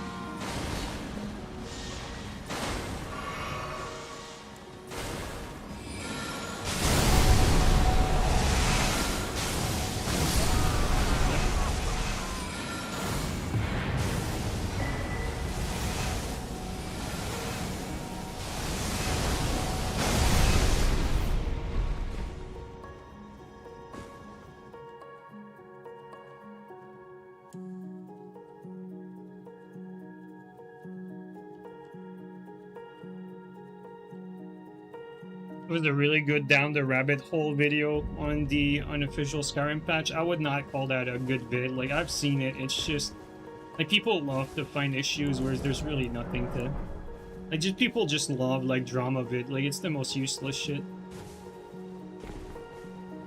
Like, sure, you know, like the people that run the mods are children or act like children. Like, who cares? Like, seriously. You know, like, they give you, like, a good mod, like, just enjoy it, you know, they're free to do whatever the fuck they want with it, they don't owe you anything. That's all there is to it.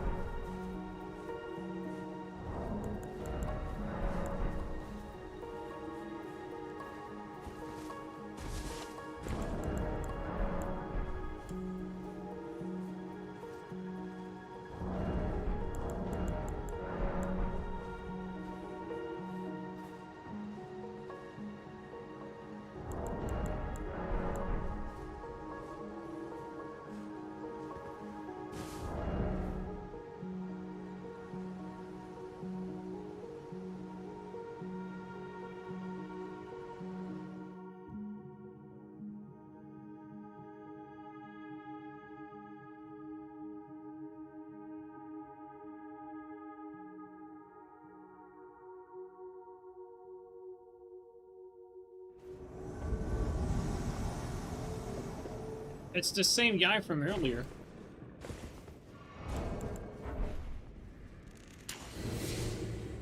What are you doing here?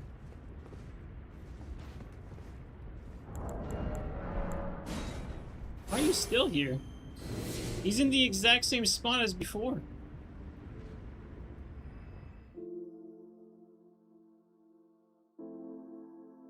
And he clearly has the Taunter Stone. I think we're probably gonna kill him next time. Like, I thought the guy was just like, you know, a clueless PvEer, but like, it's the second time we invade him in this exact same spot. Like, I think he just has the tongue and I don't know what the hell he's doing. I mean, he's farming for gear. No, that can't be. Like, why would he have the tongue? I don't know. I don't know what he's doing.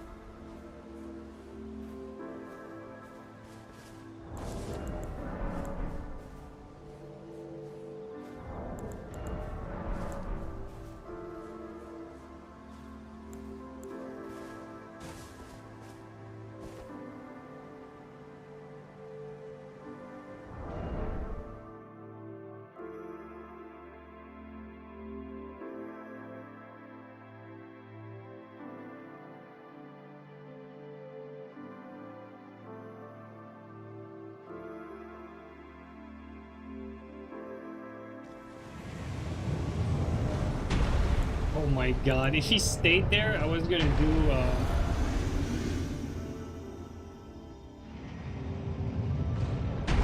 I was gonna do, like, spinning weapon from spawn.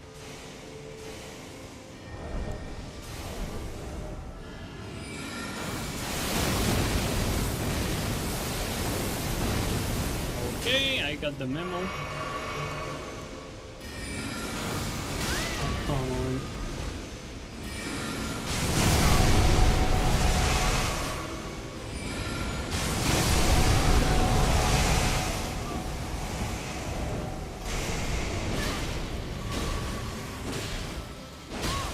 Greedy there. Come on, he's just keep on swinging. Uh-oh. Oh, fuck me, dude. We missed our chance to kill the host there. Was playing horribly, and I didn't think you'd play that bad. What? Okay, I was about to say, like, he took that with nothing?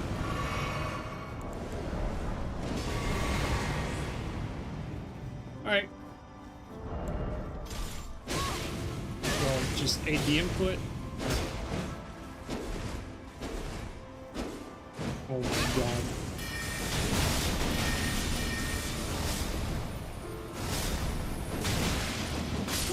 I don't know why I'm overthinking this. Like, all this guy's doing is just, like, spamming his greatsword. I should just, like, get in there. Well, that's what I tried. I just didn't space properly with the R2.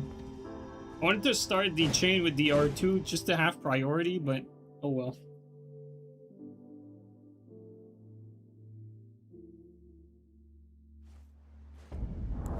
I played that poorly, I think. Can you guard counter with staff? You can. You actually can. By the way, if you're having trouble with gravitational missile, you can actually just block it. Like a fingerprint, like hard counters this, like big time. Like even if the explosion happens behind you, it doesn't matter. As long as you're blocking, it's not gonna hit you. Even if the explosion happens and you're facing the wrong way.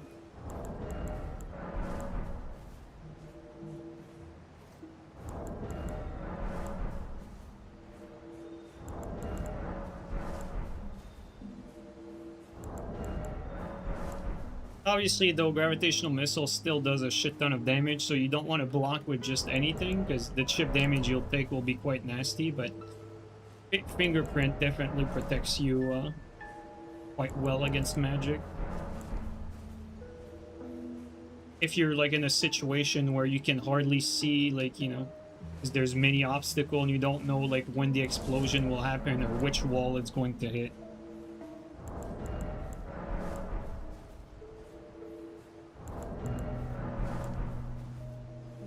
Dueling shield? Oh yeah, dueling shield for sure.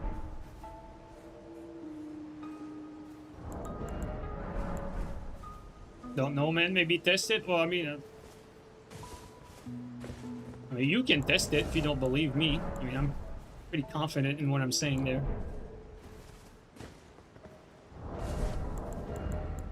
Had that happen many times where I hit behind the guys and they don't take any stun. So I mean, you're free to not believe me. You know, go test it.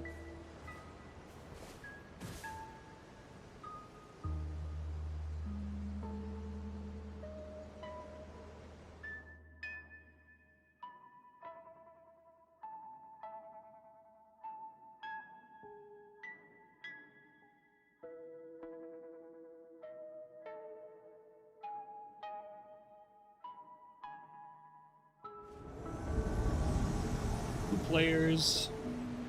2 players, and we don't actually know where.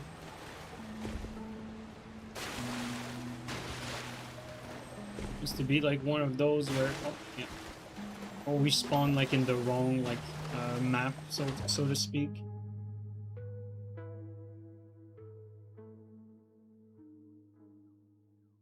Fingerprint is for scrubs.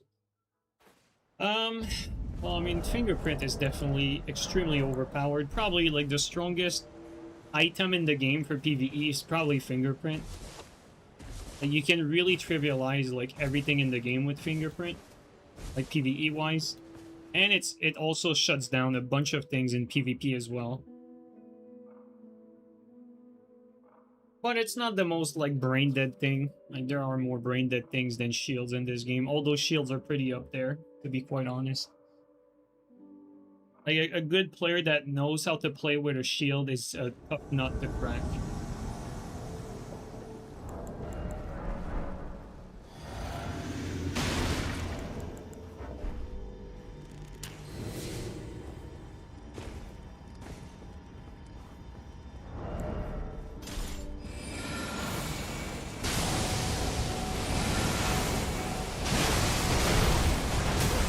See if Leda wins against raw damage.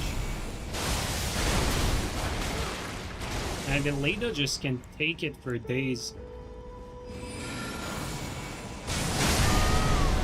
He killed the host by proxy. These NPCs are so damn tanky, man.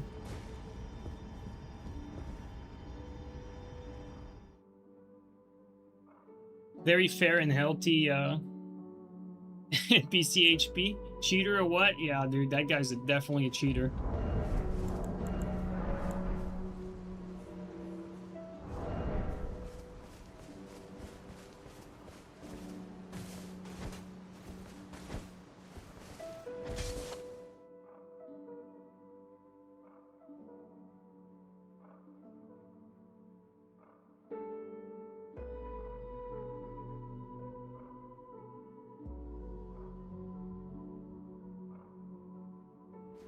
When you're in block stun, someone can run up and try to kick you. Yo, that's a valuable comment. I guess it's probably the natural, like, I'd probably figure that out. Like, it seems quite obvious when you say it. I just didn't think about it, but I'm sure if these fights happen, I probably would have come to that conclusion. It says there's 3 people in here.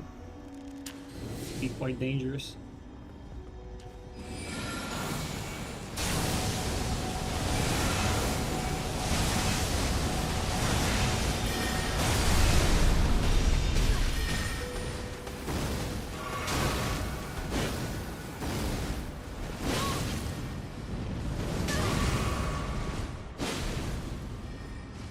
Slag.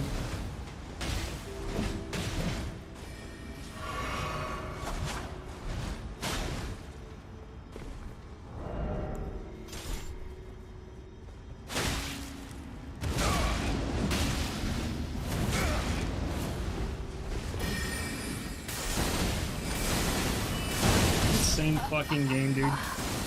And these maps are so like poorly designed with all the little like elevation steps. We died twice today and both times it's the same thing.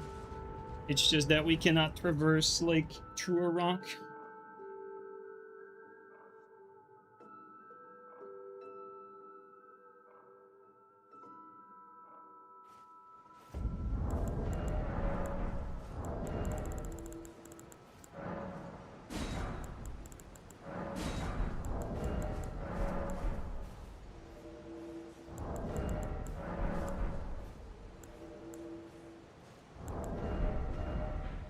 I wouldn't be surprised if they have the thong though. I thought that... Oh, there it is. I think this is definitely winnable with this build in this particular map. Like, this is a bad map to invade. But if you have gravitational missile, you can definitely make good use of gravitational missile in a map like that. See if they have the thong. Doesn't seem like it.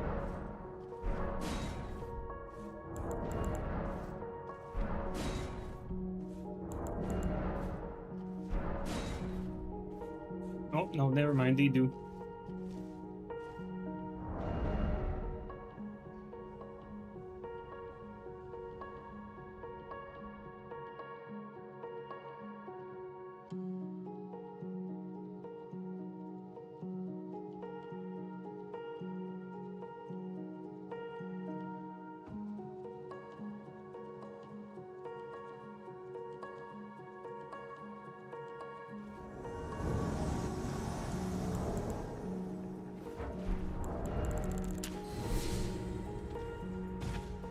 Oh yeah, they're definitely ganking.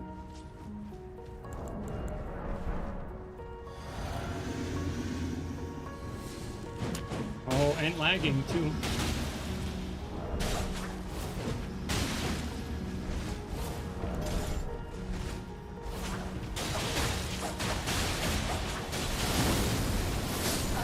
Oh, they are lagging like crazy. I mean, the lag saved them there.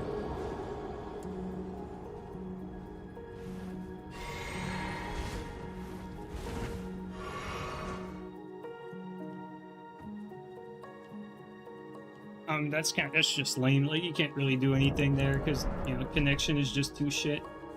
I still think we can win this because they suck. If they were slightly decent, I don't think there's any way to win this, but the fact that they're terrible and we have gravitational missile, I think we can win this.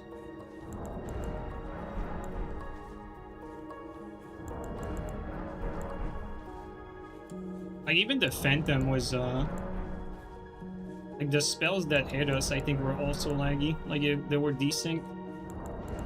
They could be doing that on purpose, too. That's entirely possible. Like, you know, I've seen that in the past where people just throttle their net when they're about to die. Like, it's very possible.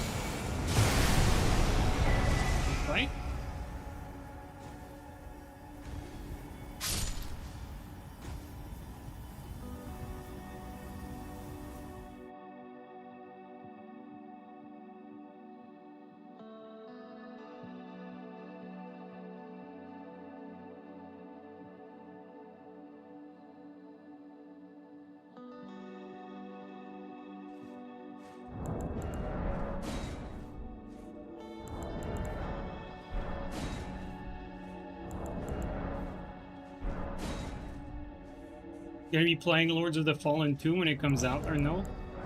I don't know yet. It's gonna depend on the PvP, to be quite honest. I'm not enthusiastic about it. The way our feedback was received for the first game was... like, you know, we were competing with Reddit to get our feedback listened to, so I'm not very hopeful about Lords of the Fallen for PvP, to be quite honest. But, you know, I'll give the runner a chance. You know what I mean? Like, we'll see. Yeah.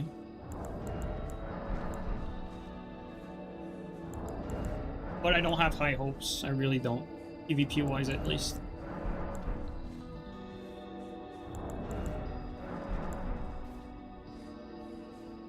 Like, in my opinion, most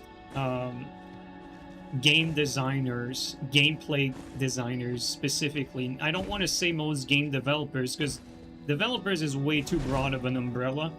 It encompasses people that, you know, do the programming, the artists, it encompasses everyone, but you have to look at it as specifically gameplay designers and the direction you know, the directors were responsible for approving the gameplay. Most of these people just are not very good at video games, or at least in these types of games, and so ultimately they don't really know what they're doing, and it shows.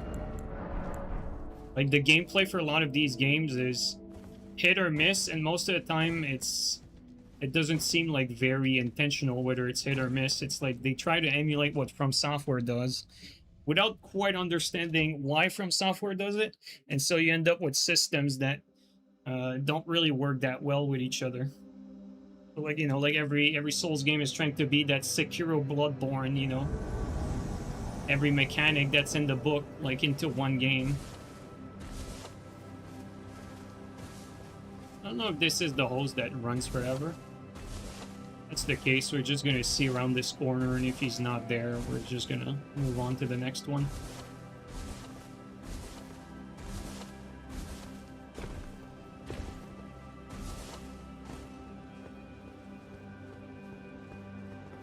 It would appear so.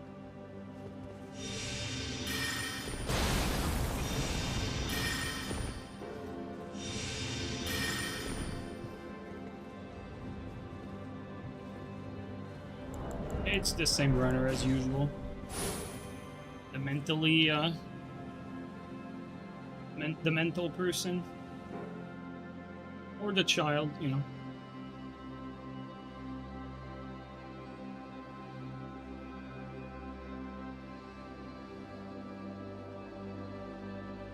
The PvP aspect was there, but they really needed to work more with the connection issues and lag in general. Yeah.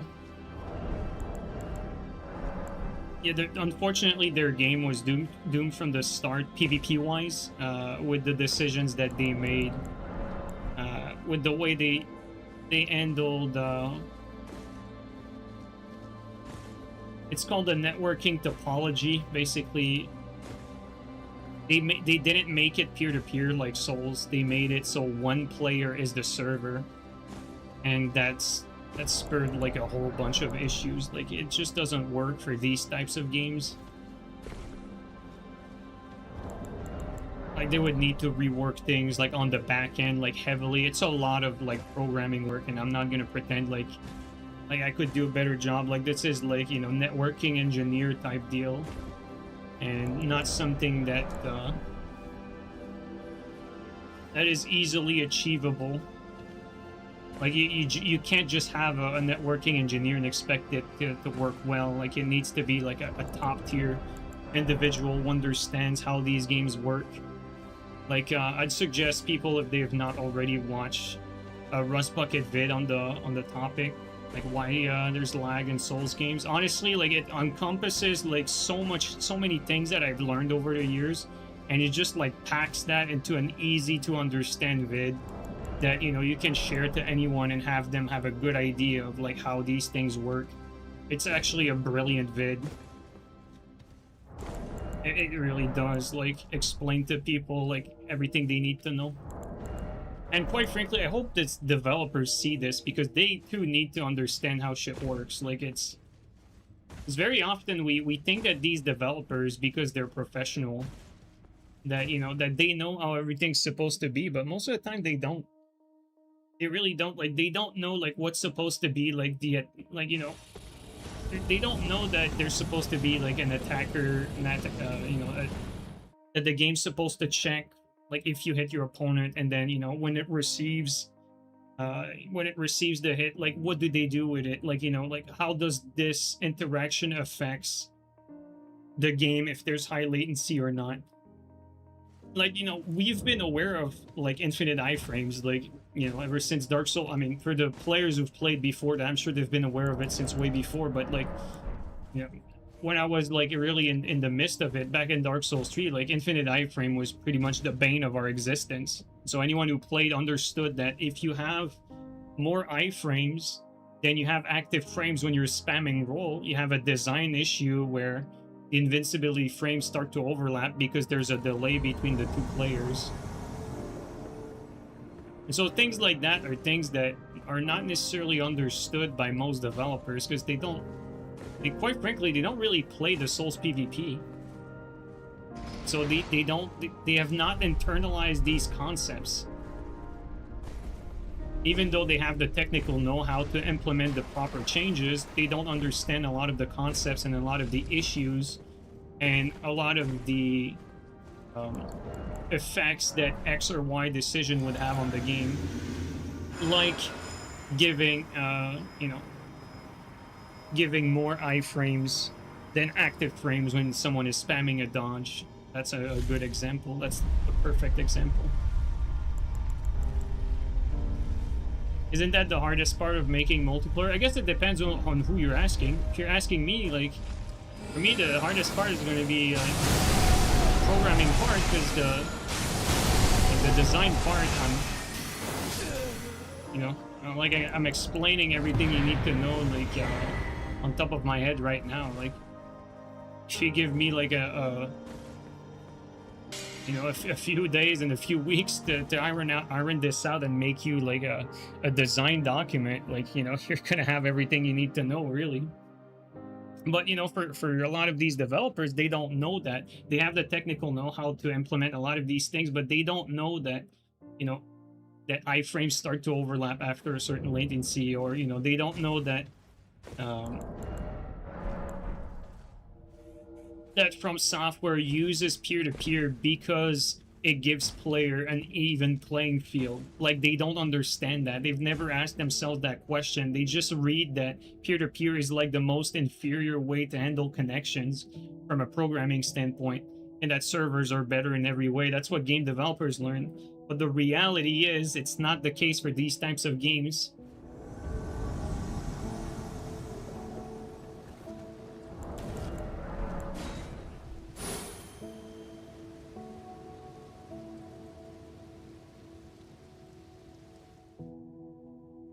What's the soundtrack playing? I don't actually know what's the music that I have in the background right now, to be quite honest. It's the runner AI. Dude, I thought this guy was AI for a second, and then I saw the way he was playing when I caught up to him, and trust me, bro, like, I've played with a bunch of mentally disabled people back in Dark Souls 3. In fact, I would play with them every day. Like, I know what they look like. This is one of them.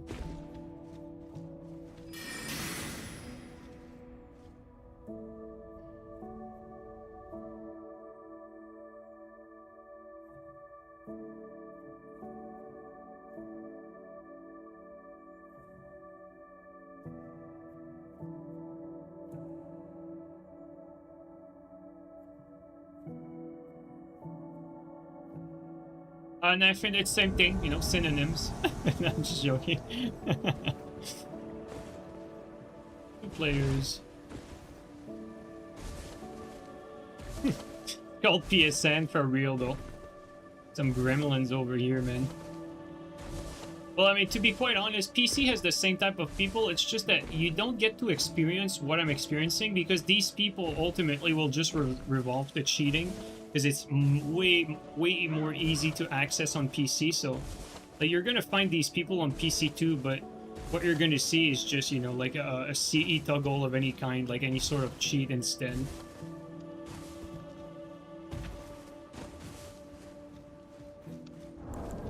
Or you can just ask Vale,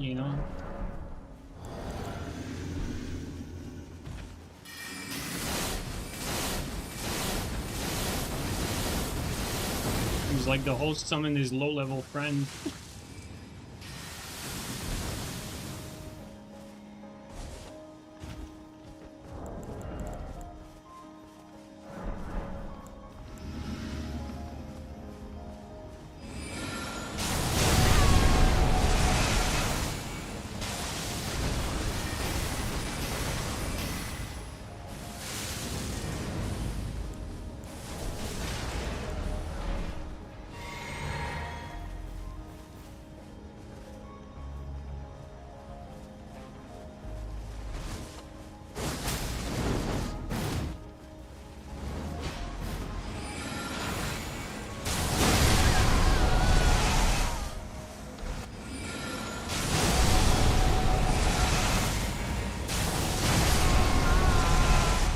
Very balanced game.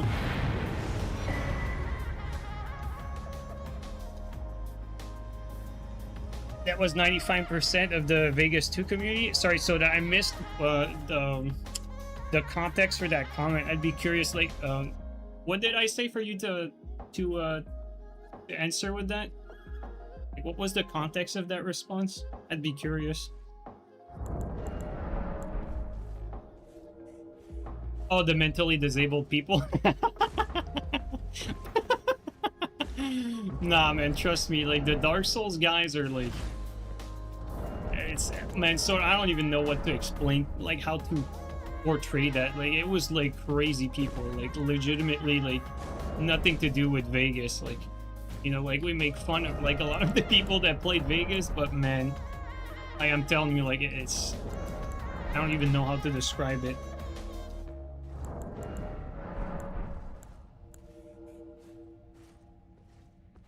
You literally can't explain it because it's so left field. Yeah, it's like some weird obsession, like even like expose vids and shit like that. It doesn't even portray like the extent of how crazy what they were doing was. Like, you know, like from the monkey emojis and you know, like the running around the map for hours, you know, like the DCs and everything put together. It's like, you know, the racist like walls of hate mail on, you know, some people. Like, it's just like it's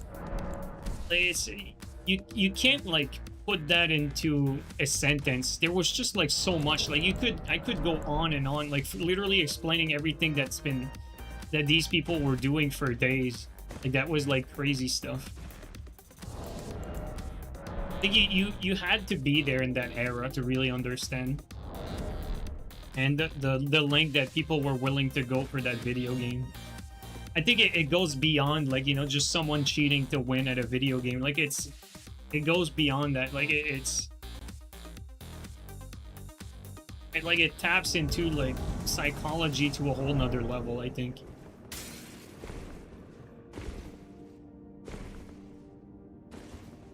Like, I think like people that legitimately cheat at games, online games, are like 1,000 times more, like, you know, more mentally lucid than these guys. It's not even comparable. It's not the same thing. It really isn't. They dodged it.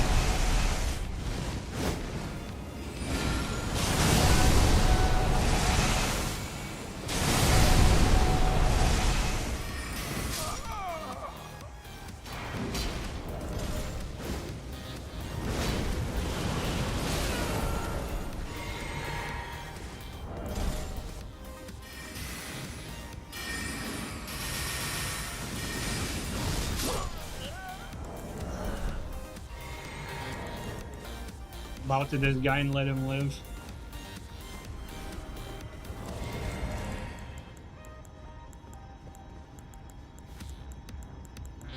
Dropping some. Maybe. Oh, that's just gonna ruin his game if he's legit. Gives 2 of them.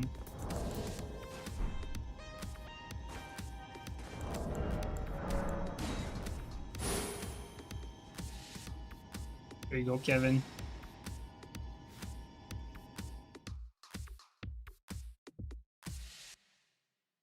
Because Kevin didn't gank me, I'm just gonna reward him.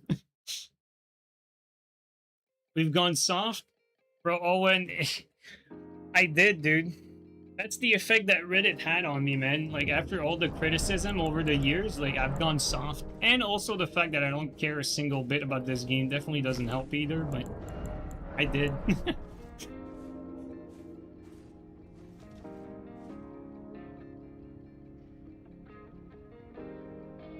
Yeah, uncivilized soda is also a very good term to describe it. Like, uncivilized is a very good term.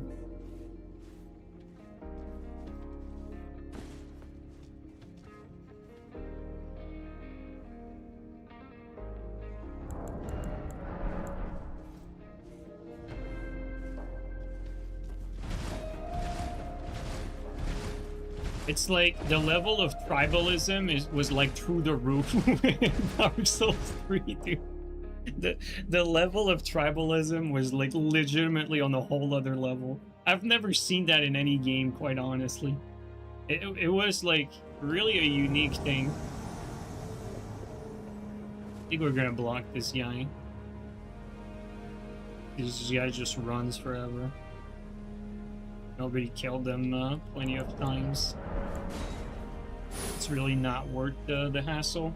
It's fun to see what it's like to kill someone who's really only focused on running. Like, it gives a good idea of like how bad is the game design, like PvP wise, for people to be able to do that, and they absolutely can run forever like that. If the guy was like slightly more intelligent, like there would be no way to catch him. But because this guy was doing like the same like circle around the map, was able to eventually cut him off and guess where he was going. But if he was like just a little bit smarter, he would change his run and change direction instead of doing like the same circle around the map. And there would be absolutely zero way to catch up to him. It would be virtually impossible.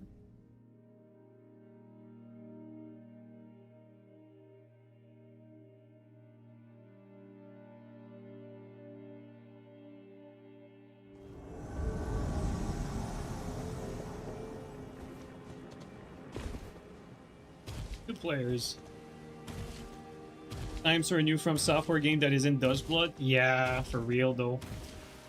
Hey man, I'm also waiting for the new Elder Scrolls 6. Welcome to my cope chamber. It's a safe space. You can come. Elder Scrolls 6 will be amazing. For real though, I'm actually eager for Elder Scrolls 6, believe it or not. I'm not even joking.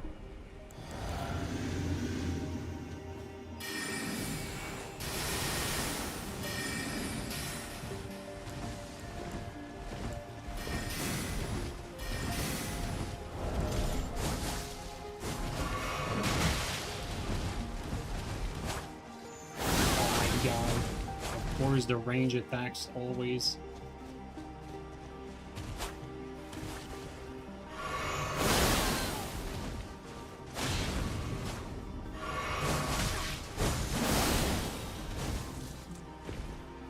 We need some more cover than just that rock because we can't go around it. This is not great. Not much around here. Stuck on the squirrels and shit.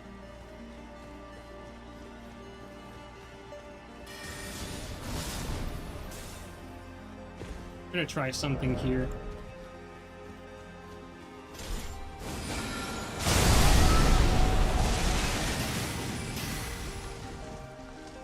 Out of blue, dude.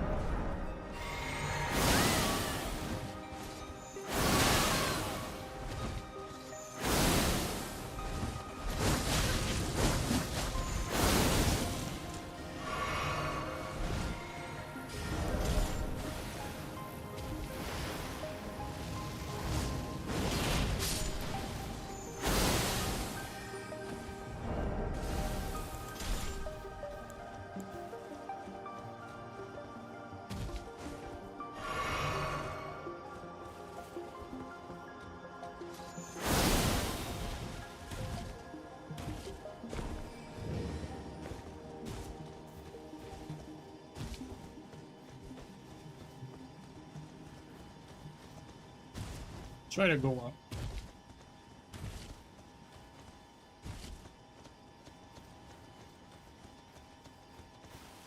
Try to get out of there if we can.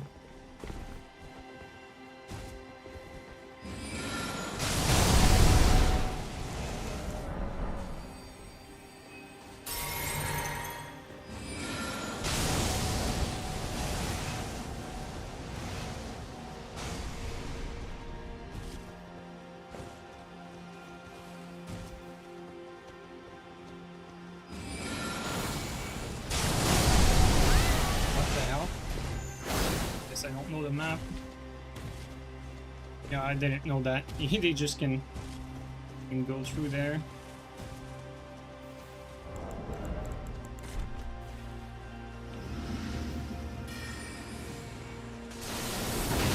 Okay, thank you, game.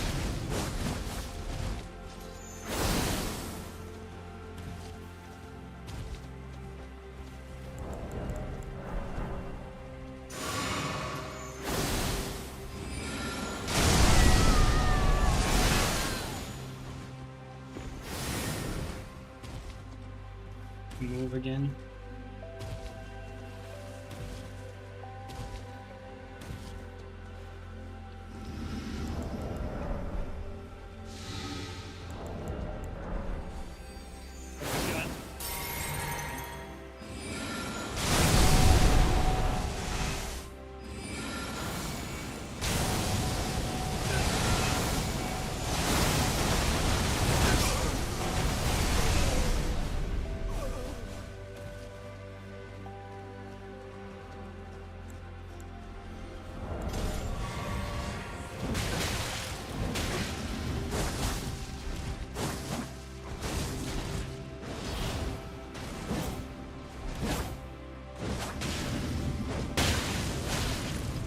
Lag is gonna kill me again.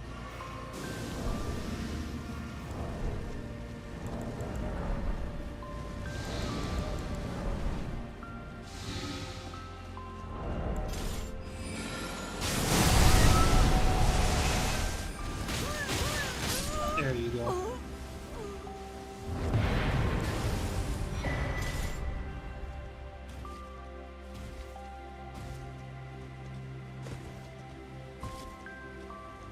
Saved by the balance build.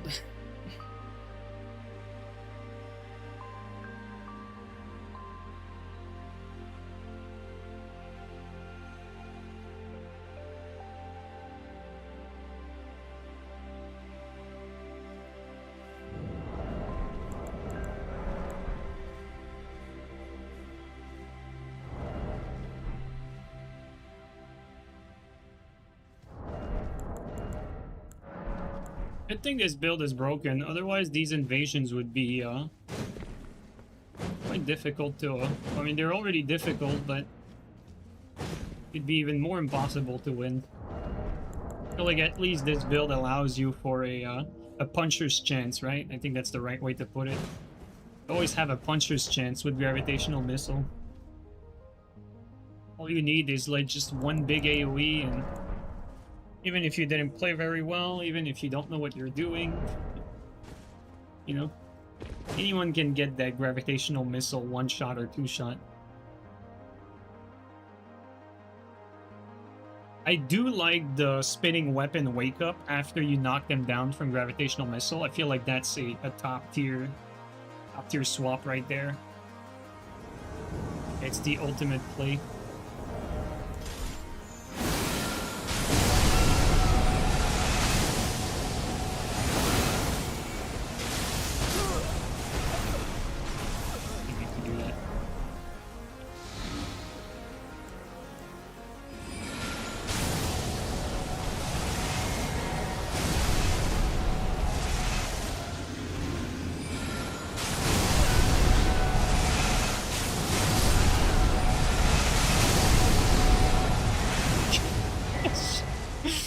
You know, just send a message.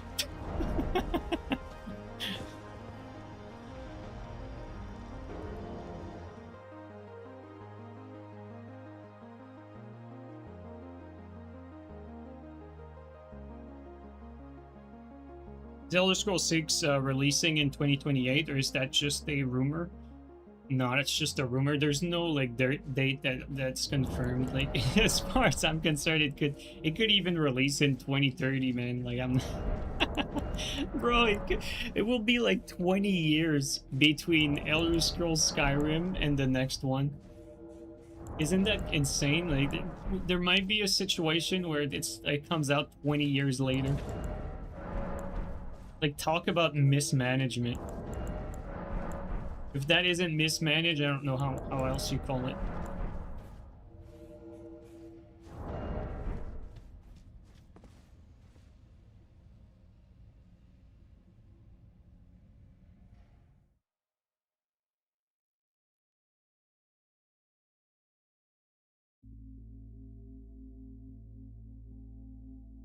Did you duel a lot in Dark Souls 3? Bro, I'm like regarded as the best Dark Souls 3 player. I won like dozens of tournaments.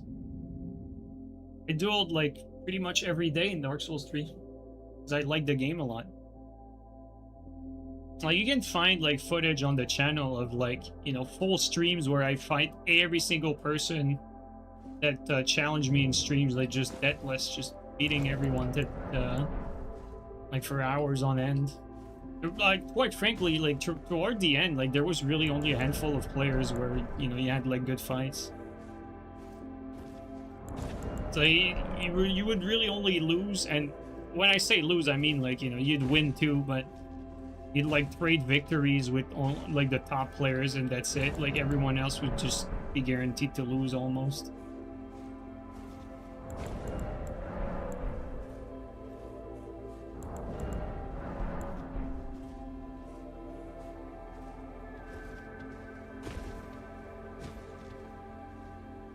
Was Assassin? Assassin was a friend.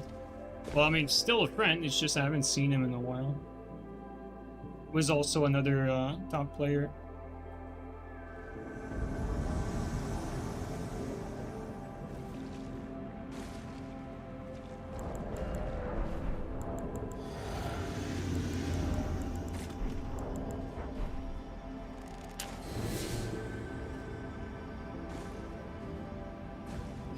I thought they would be waiting for me here.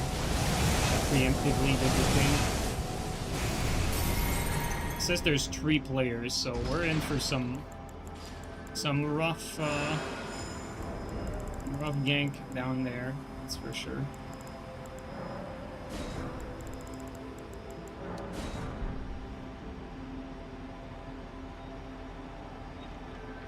Oh, entered the boss. Okay, well, it is what it is.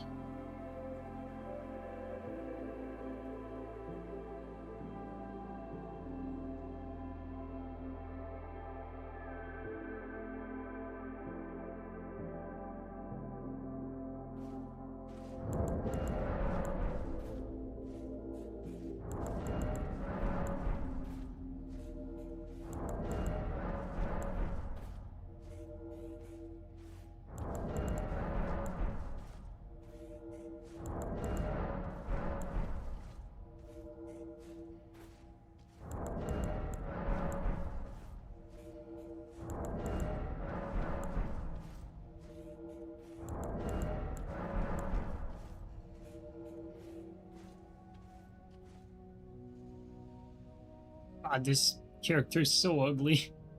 With the staffs, dude, like there's nothing cool about it. Just the fact that it's very good.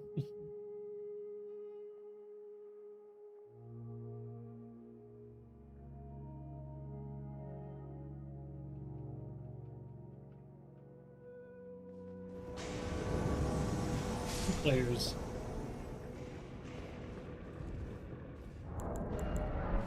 Like they're close.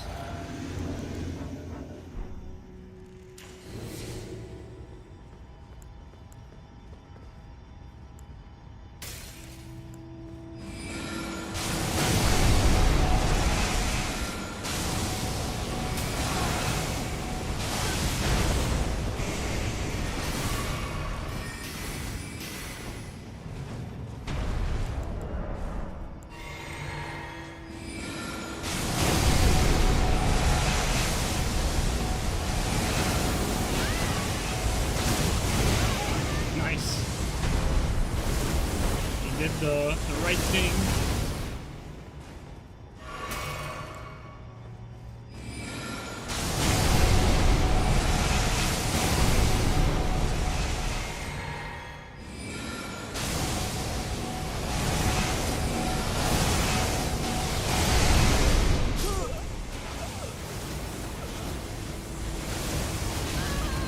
All right, now it's your turn.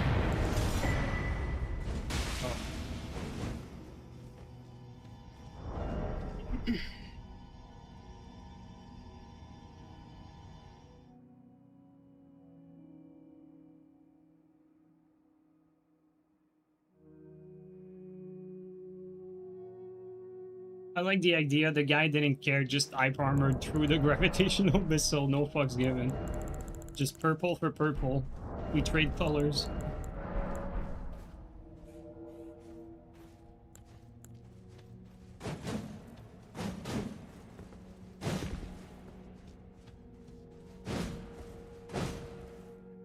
He believed in his L2? Yeah.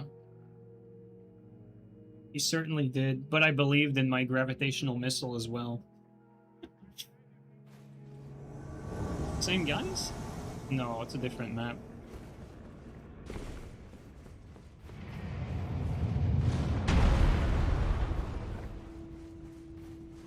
Not exactly where they are, though.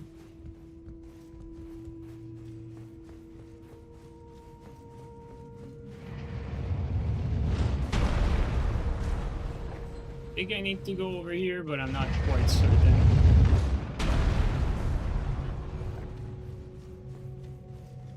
Nope, not here.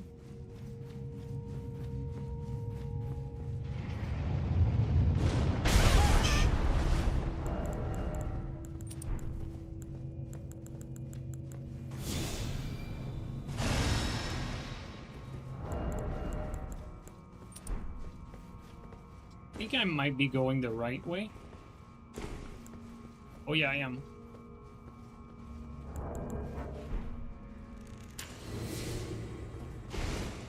It says there's a full squad. Let's be careful. Oh, there's blue coming in there. Actually, you know what?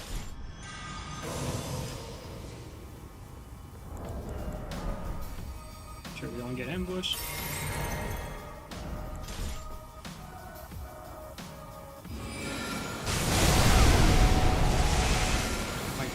Yep.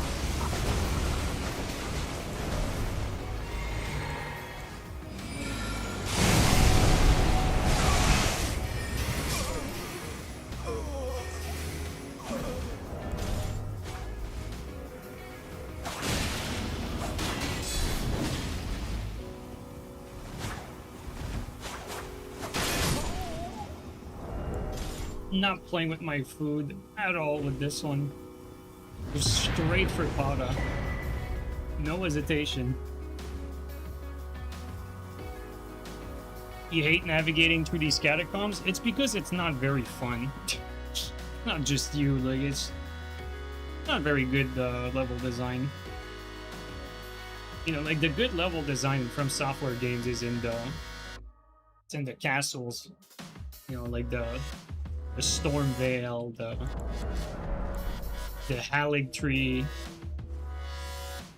like the, what's it called? The Church of the Cuckoo. The Raya Lucaria, you know, like the Rykard place. I don't know the name of all the areas, but you know, all the legacy dungeons are great maps. These dungeons are like half procedurally generated, and you can definitely feel it. They're extremely lame.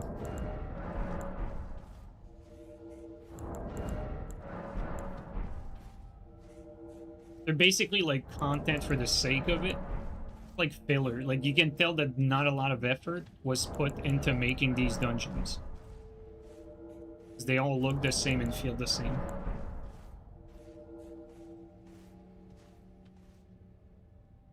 Unlike, you know, like, unlike, you know, like all these legacy dungeon like Shadow Keep, like freaking amazing. The museum in there, you know, like Shadow Keep is a superb map. Same thing with Bellerat, I think it's called. That Bellerat? Yeah, Bellerat. Great place as well, you know, but you know why they're great places? Because From Software is very good at level design. It's just that someone needs to actually do the level design. If it's half-baked, like half procedural stuff that's just strapped in there, that's, you know, that's what you get with these half-baked dungeons. Just not very fun. I'd rather it would not be in the game at all than just having them. Not a big fan of like filler content. I prefer having like less content and top tier like maps and everything. I definitely prefer it that way. That's just me though. There are some people that will take anything. It's like, you know, give me more. I just want more anything. That's fine too. Each his own. AI game development is going to be a slop fest. Oh yeah, absolutely, dude. Like, don't get me wrong. Like, I think it's amazing tools are going to come out of this, but you bet your ass most of it is going to be absolute garbage slop. For sure, for sure. We go in the death trap down there? I think we do. Oh.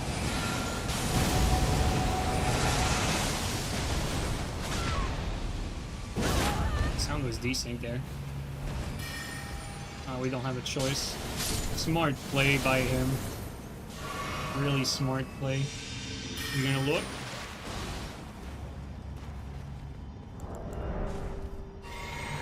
Now I cannot go up. Very smart. He did outplay there, gotta give it to him.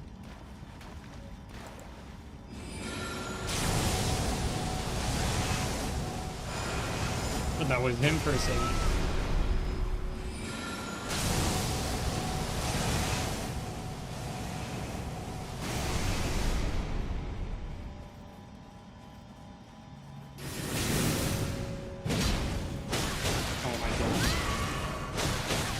Unlocked here.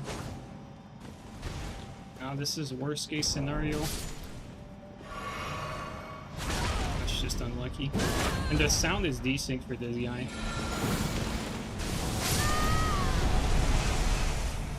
That's just unlucky though. At the end there, got blocked by them.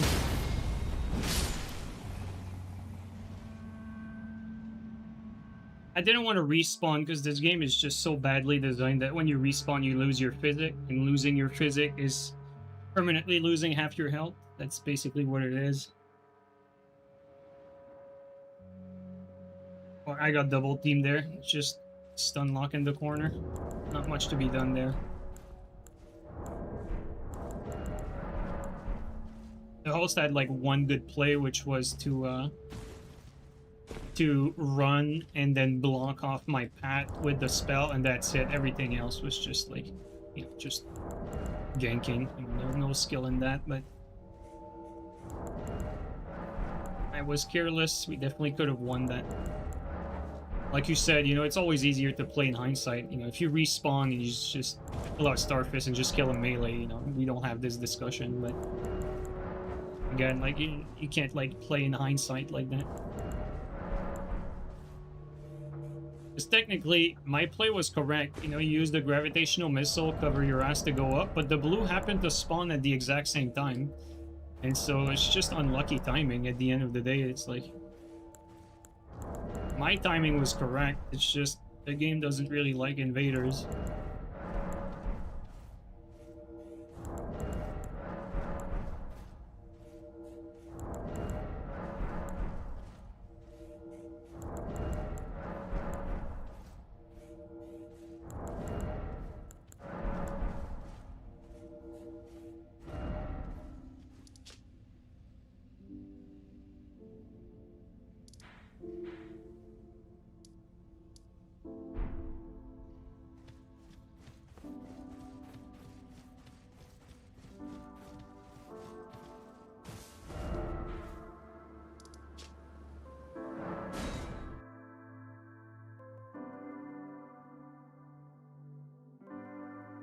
It's not about unpredictable situations, you know, that's part of the game.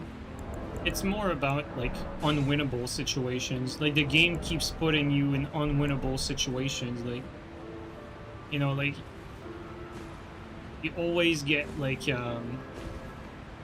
blendered to that, like, frame trap.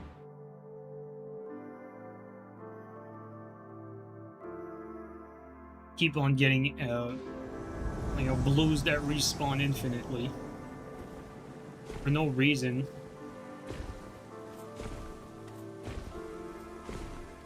Two players.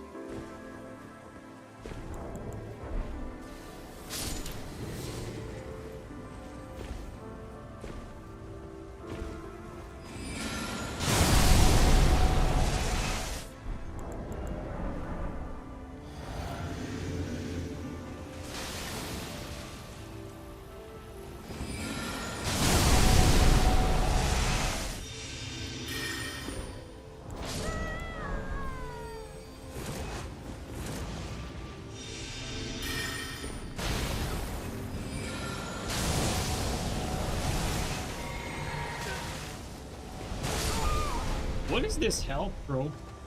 What the hell? They both had, like, no HP. The speedrunners.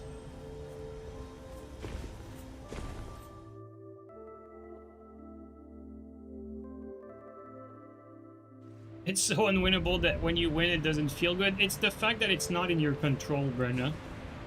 Like, the outcome of invasions is mostly not in your control. Like, what you can do as a player is what I'm doing there, you know, like grab a broken build that has like some one-shot potential, and when you get into unwinnable situations, hope for the best because you actually have the potential to one or two shot and get lucky. But you didn't actually outplay anything when you did that. It's just, you know, you use what you had, and if you run like X scenario a bunch of times, let's say that I play like the best I can play with the most skillful weapon I can think of. Let's say the sight or whatever. You know, sight is maybe not even good enough. Let's just say trusting sword.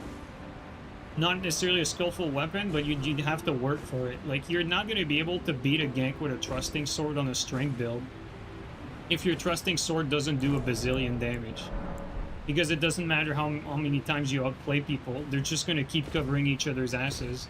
And you're never going to be able to kill one because you're constantly going to be on, you know, attacked by everyone at the same time. There's no way around it. It's just a flawed design and a flawed system. And so the only way you win this is, instead of going for the right play and the proper way to play that would normally net you a victory, you go for the high risk, high reward play, the stupid play that works 1 out of 10 times. Because if you go for the play that's the best play, the best play doesn't win you anything. You're guaranteed to lose if you play standard. You try to outspace, you try to time things, try to outplay people, you're going to lose every time. What you need to do is pick something that's brain dead and try to get lucky. That's the way to win a lot of these unwinnable invasions. That's why it doesn't feel good, because at the end of the day, it's like when you win, you just ran that 1 out of 10 scenario where, you know, you didn't really do anything special or different. You just used the 1-shot or 2-shot build you had, and you just sprayed and prayed. You know, like, you went for an attack that, you know, it's not necessarily a good thing, but you might as well go for it because you're gonna die in a minute. It's pretty much it. That's what this game is.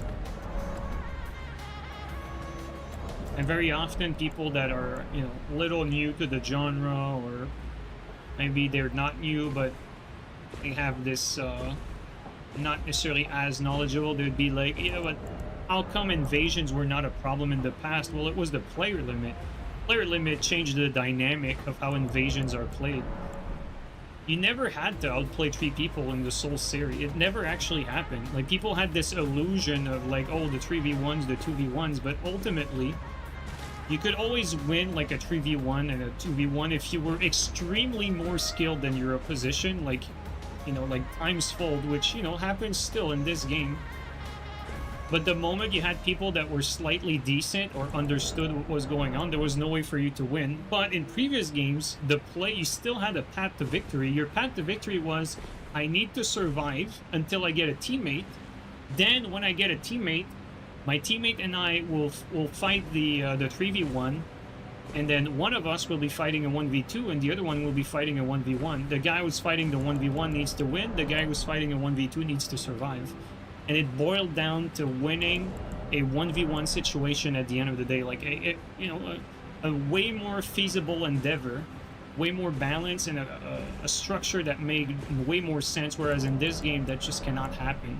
You cannot have a teammate invader in this game unless the host is specifically going for a 2 versus 2. So you need their permission in order for that to happen. So it's not really an invasion, it's really like a set 2v2 where both parties like sort of agreed to play 2v2 there. There's no like asymmetric dynamic for the most part. Like, sure, one team has no friendly fire and more eels, and then the other has like a little bit of PvE maybe, but at the end of the day, like, it's not really comparable, because that doesn't happen. Like, when I invade, you know, I don't invade the people that are willingly doing 2v2s. Those are not the invasions that will frustrate you. Invasions that will frustrate you, where you won't have a path to victory, are invasions where the people that you're invading know exactly what they're doing. It's a 3v1. They know you have no chance of victory. And they enjoy it because they like winning and they know that they can't lose. And so it makes invasions feel pointless. Because you know, even if you manage to scrape a win, you just got lucky because the game has a bunch of one-shots and you can get lucky with a bunch of one-shots, but you didn't like play well, you didn't learn anything, you didn't improve or outplay anyone.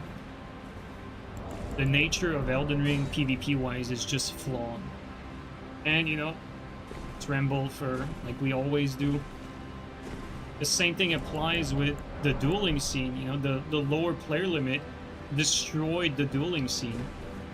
Fight clubs no longer exist because you don't have enough players slot to host fight clubs, so they cut the whole PvP scene completely, both invasions and duels.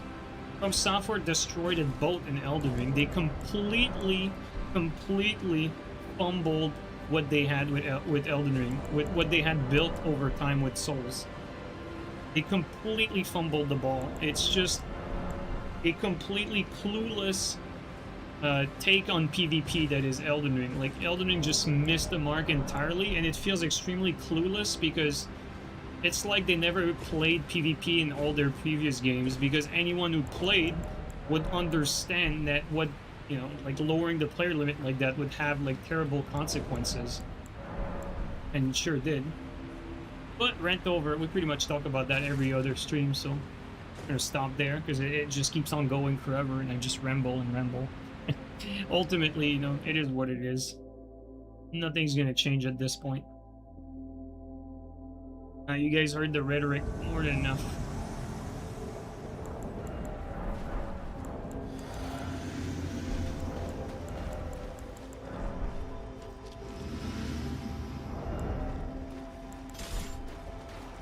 Gotta kill him before shit hits the fans.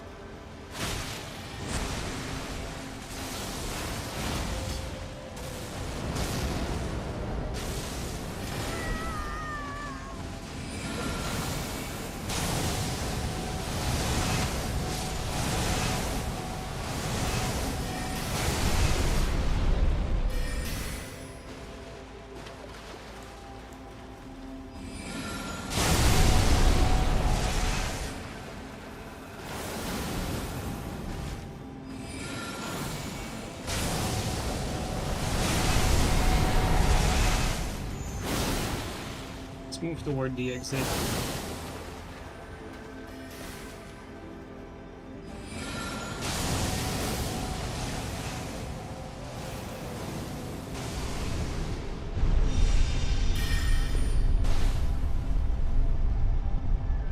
Now we have the high ground.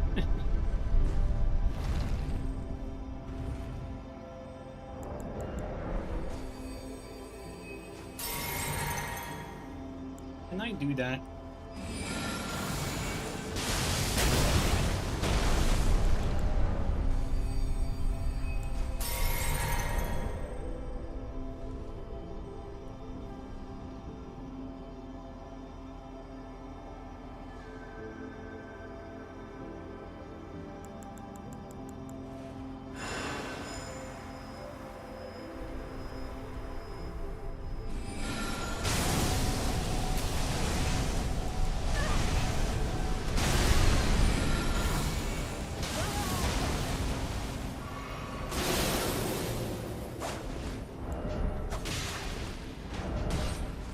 Can I fucking equip things?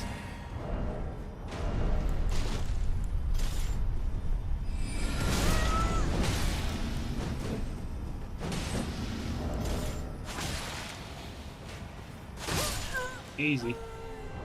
Just unequip everything I had by accident, like literally every weapon.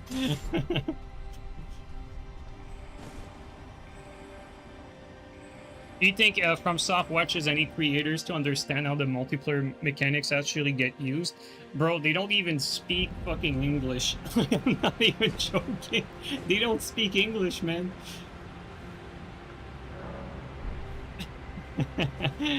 But, like, you know, jokes aside, you know, there is a Japanese PvP community. Pretty much died with Elden Ring. It didn't last very long because Japanese people are just smarter, man. They just left the boat early. They understood. But yeah, what Brenna said is like, Miyazaki said himself that he doesn't even play his own games. Like, how can you expect things to be balanced PvP-wise with creators that don't even play their own game? I mean, we got lucky that From Software Game are as good as they are, you know, as they are right now, because the guy does not even play his own games. Like, how crazy is that? You probably think we're just very neurodivergent. Yeah, a lot of developers think that, you know, sweaty tryhards and gamers are like these lower beings, when, quite frankly, like, deadass, I think a lot of tryhards are, you know, 2-digit IQs higher than these developers, if I'm being totally honest.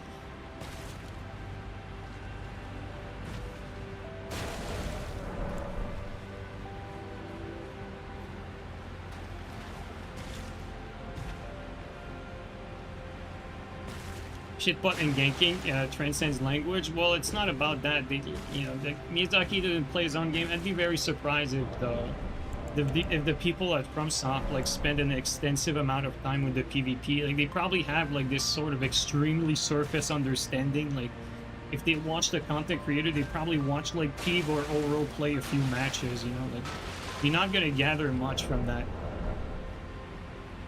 And, you know, nothing against Peeve or Oro, but, you know, they're playing the game like not to its limit, and they're not encountering necessarily like the sort of edge play that devolves or happens over time, and they don't really play these games for as long as we do either. Like, you know, we're 4.5 years into the game. You don't see Eve or Oro playing these games or making content for Elden Ring every single day, you know what I mean?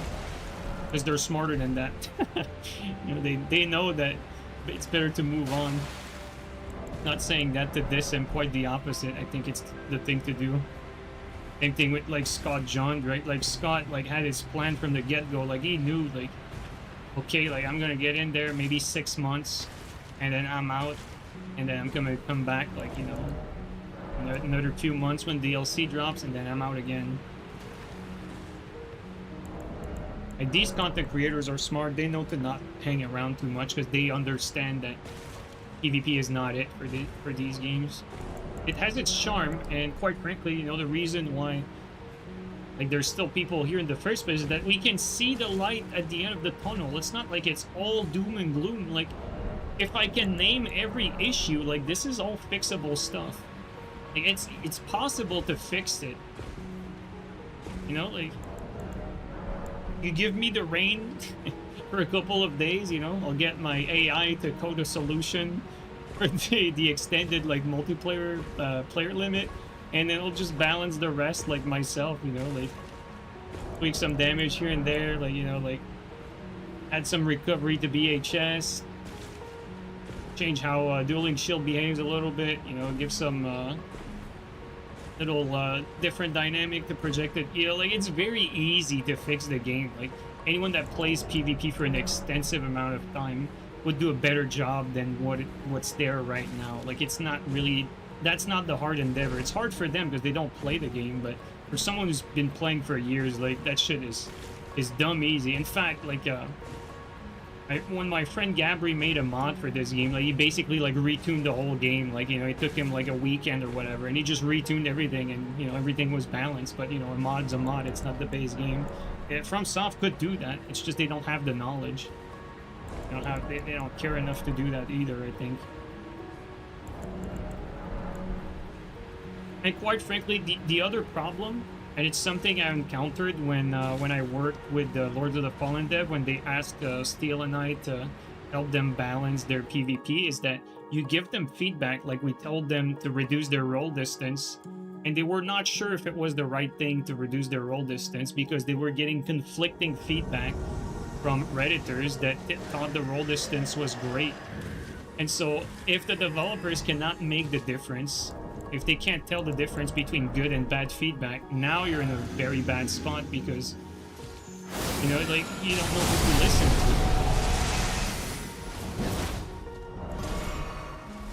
Like, yes, Ingold as well.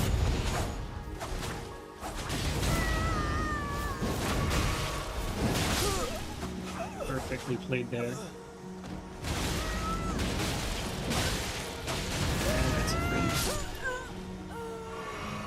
I did a good job there focusing on the Phantom. Like when we storm stomped the host, it was the correct play to not like go for the punish and keep chasing the Phantom to try to get the finisher.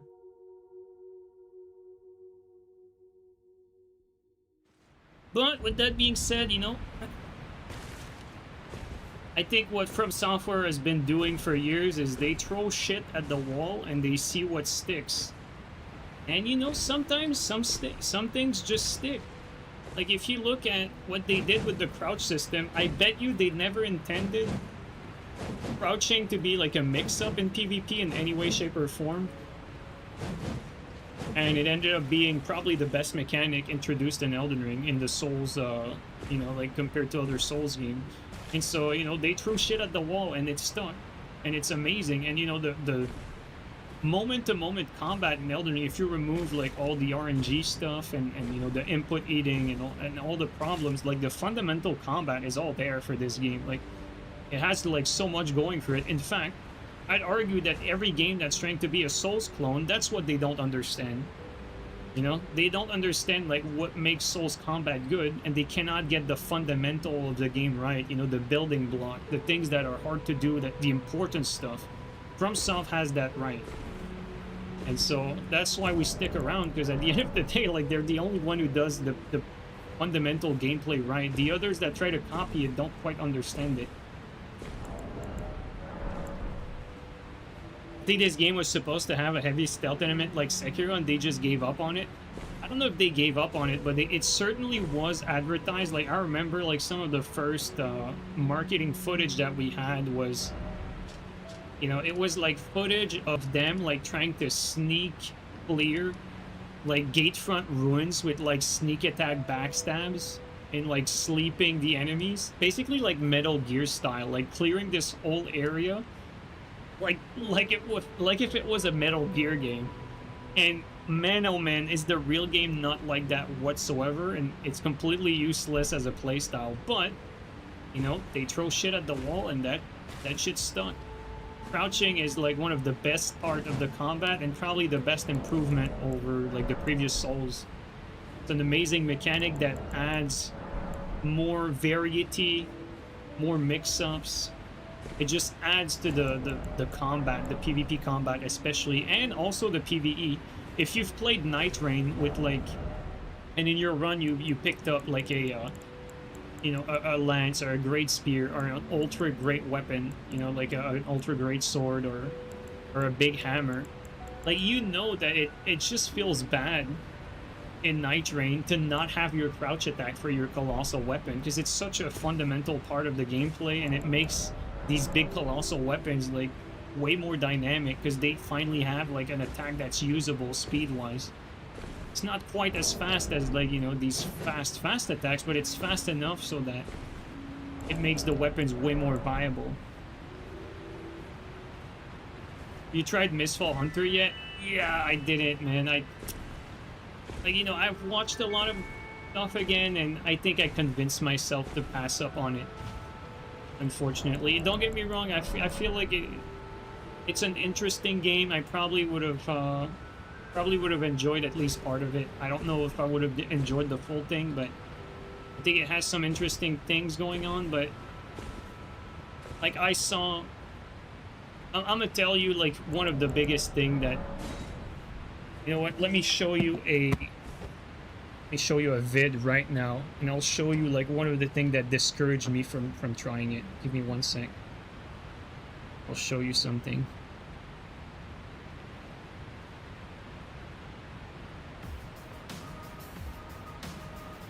Give me 1 second, fellas.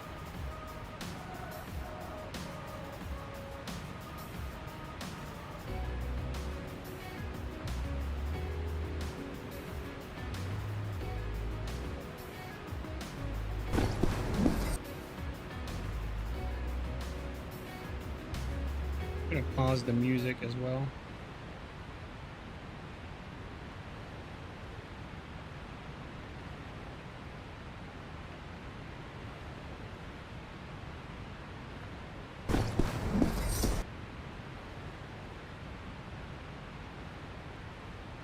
Okay, this? 1 second, 1 second, almost there.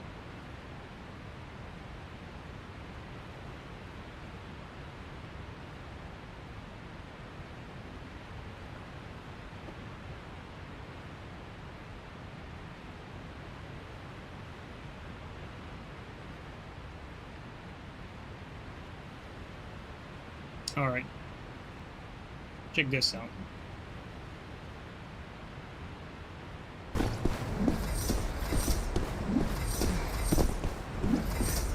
Like, people are starting to figure out like flaws with how the game is fundamentally designed.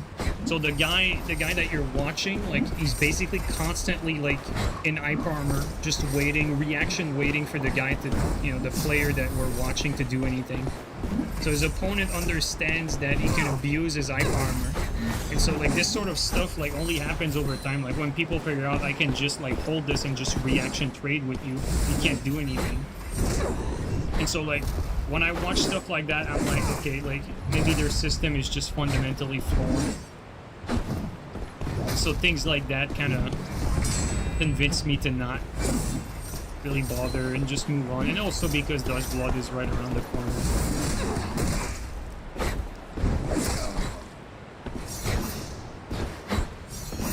And you know, if you rewatch that, like, you know, he said you can't heal because he closes the gap with one heavy attack. So basically the guy is just forced to wait his super armor and is just at the mercy of all the mix-ups. Doesn't have to worry about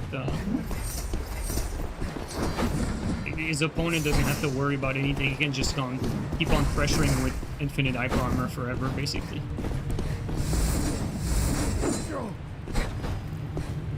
So, you know, things like that are basically what convinced me to just skip on it. Not worth it.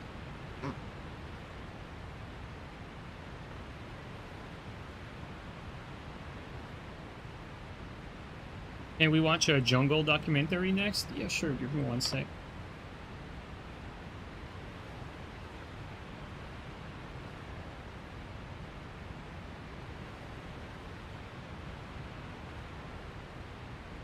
Oh wait, did they remove that vid from YouTube?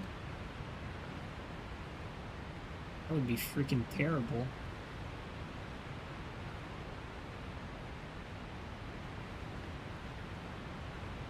This vid is like 20 years old. I cannot find it anymore. Oh my god, that is horrible.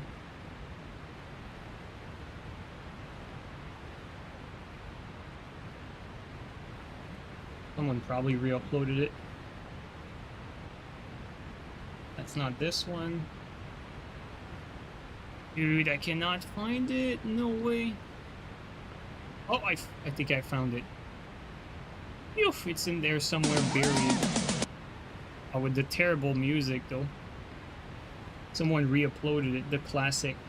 Maybe it's the original. It says 18 years ago. No, it's not the original. The original is not this one. Okay, well, never mind. Let me... Yeah, this one got scraped. You can barely see it, man. Come on.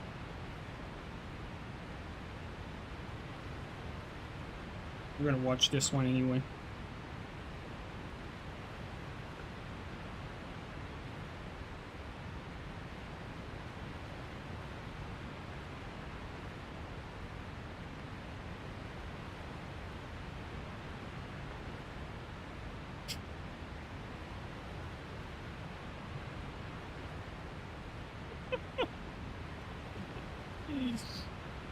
Bro, relics from the internet, man.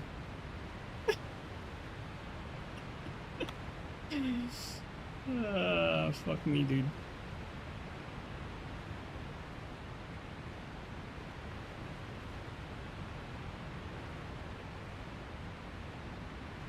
Alright, guys, there's your documentary for the night. You are eating? Thanks, no problem, man. No issues. You know what, guys? I think I'm gonna get off on that intelligent note. Been at it for 3 hours already, so I think it's my time there.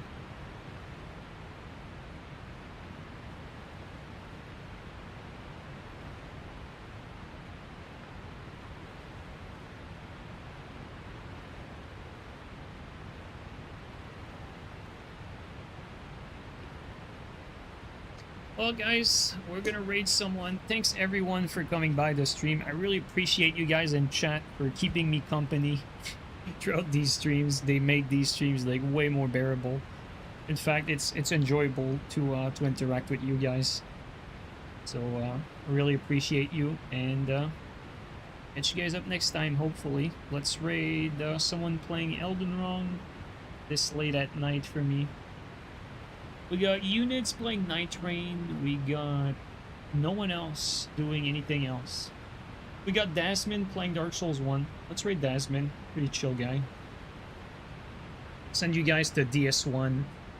Take care, guys. Have a good night. Yo, Kitty. Have a good one, man. Nice to see you, dude. Have a good night, man.